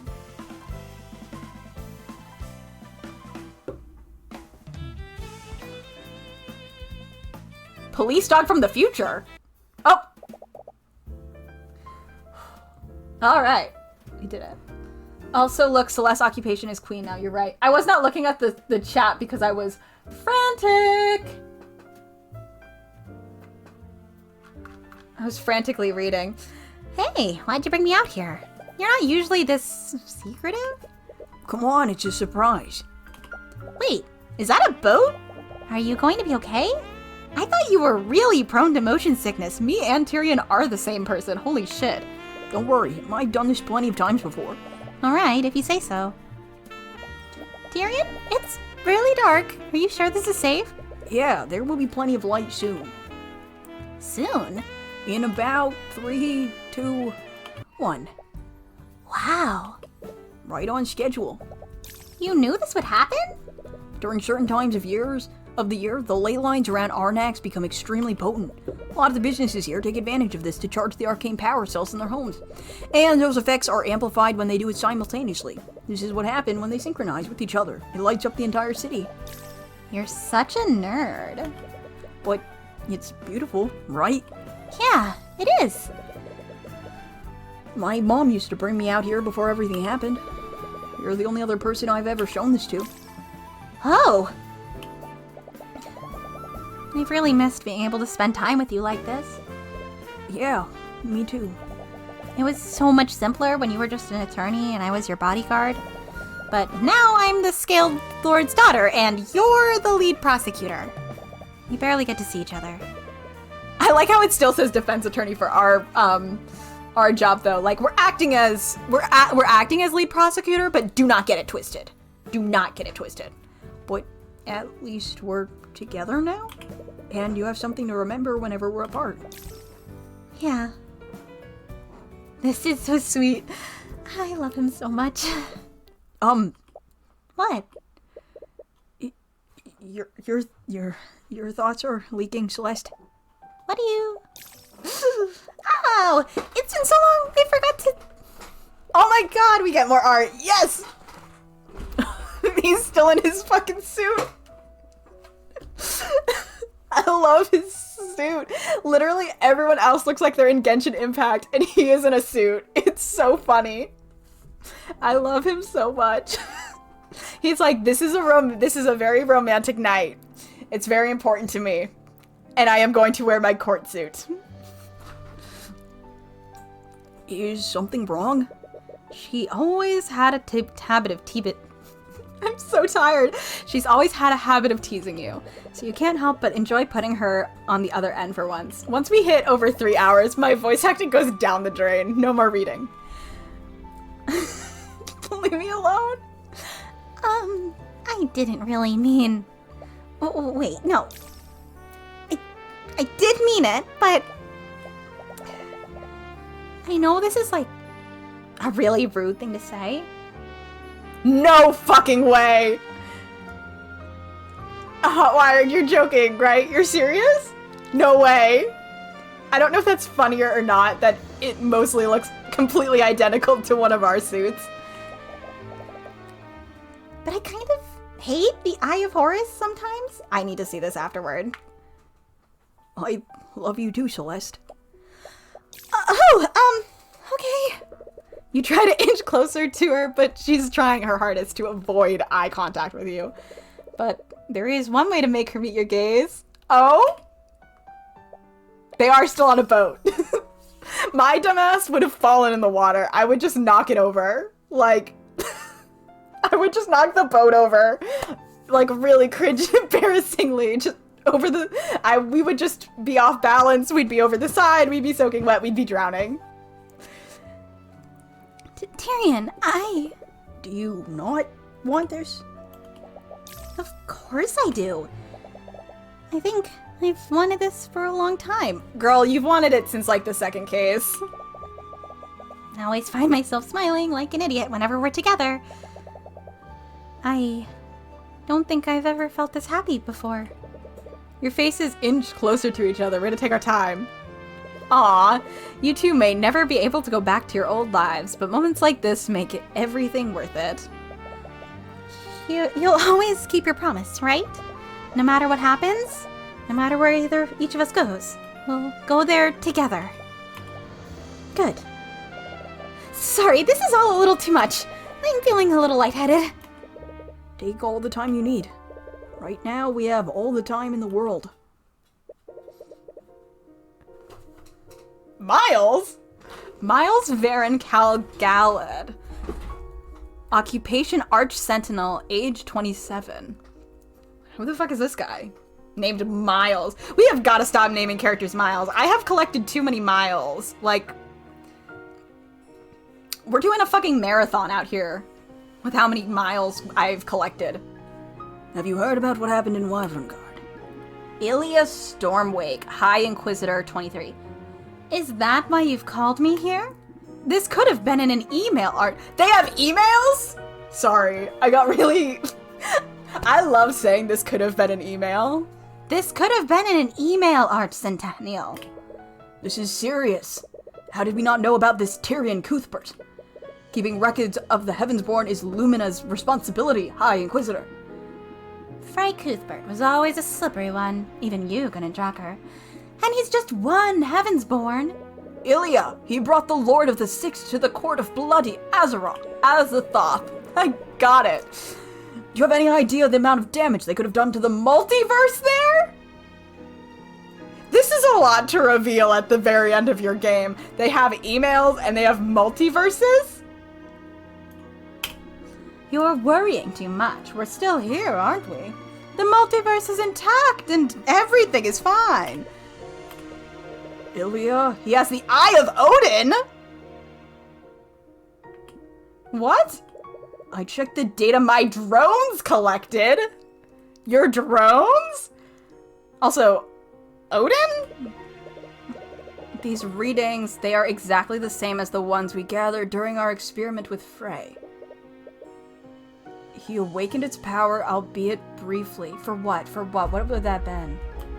And he did it in front of the Lord of the Sixth. Is it when he did the angel stuff? Like when he had wings? It has to have been, right? Odin. We must assume that the Lord of the Ninth knows about it as well. Is that, Asmodeus? Come on, that's not possible. Even you said it was impossible to manifest Odin's power on the mortal plane. The Lord of the Ninth has begun moving his forces. He knows, Ilya. You know better than anyone else. So true, Sarah. He did get one peck. He did, like, lose it. So, I don't know. Do we get ravens next time? Nothing is impossible when the House of Horus is involved. Can you imagine? Can you imagine? He did. He gave up one of his eyes for knowledge. Can you imagine meeting this dude and he already is half angel, part angel, and he's got an Eye of Horus, and he has an Eye of Odin? Like, fuck it, leave something for the rest of us. You don't get all the eyes. Why do you have all the eyes? Leave the eyes for someone else. All right, you win. I'll look into this. Exercise discretion. if they ever find out about what we did with Frey. I know. It could mean war with Wyverngard. Ilya, it could mean war with the entire Outer Planes. To be continued. Okay.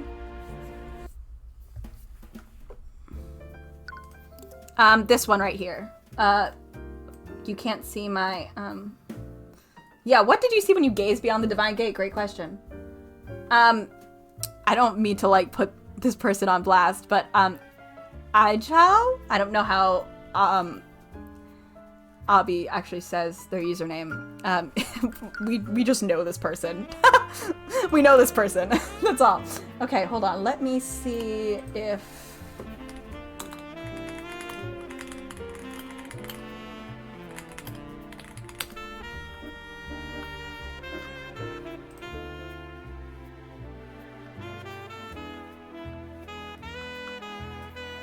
Damn, we were not kidding. There are not many images.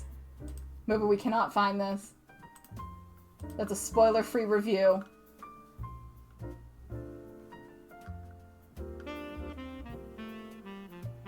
Yeah, I'm not gonna be able to find this. Okay. Thank you all for watching. Sorry, I forget what I do at the end of games. I'm just sitting here. My brain is melting out of my ears. This was fun. Yeah, I did. I'm trying. I can't find it. Art? Oh, Hannah's trying and failing. We're all just struggling over here. Yeah, I will if I find it. What was I gonna say? So on Thursday, thank you for coming. Thank you for playing. I do not know what I'm playing next week yet. Hypothetically, I might just do a writing stream or something to basically just like stall for time until I can think of something. Because I haven't decided yet. I need to discuss more with Ronnie. But sorry about your guy, Hannah. On Thursday, we'll be playing more Zero Escape.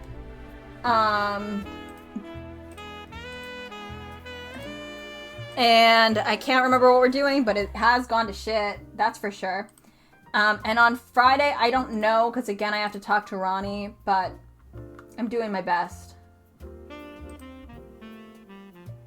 Oh, he does have little pointy sides on his jacket. It's subtle. He chose to be subtle. Damn, this is a limited. This is a limited Wikipedia page. But yes. So definitely stream Thursday. I don't know about Friday. Monday, I don't know. We're a little bit like I don't know right now. I do have other games.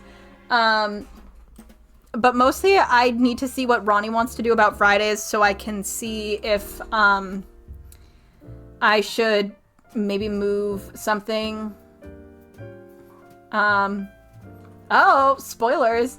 Send me anything you find interesting, Hannah. How about that? Send me anything you find interesting. I just need to decide how, like, what I kind of do next because I do have some various options. But if there's any that Ronnie would like to do, I'd rather do that with them, but they've been very busy, so we're going to possibly switch things up a little bit. So, yes, I'm gonna go to bed. I might get toast first, but my brain is like, we need to lay down for a while. And by for a while, I mean until morning. But thank you all for hanging out. I'll talk to you all. Oh, Hannah, it's okay. You don't need to be, like, spoiler-free. Doesn't matter. Besides, like, how much are you going to be spoiled for it? You're seeing images that I assume they're still relatively early in some of the processes. Anyway, I'm going to go to bed. Thank you all for coming. This one was really fun. I enjoyed this one, admittedly, a lot more than I thought I was going to do. But yeah, I had a great time. Thank you all for coming. I'll see you whenever I see you. Everyone get a drink of water now. Okay, goodbye.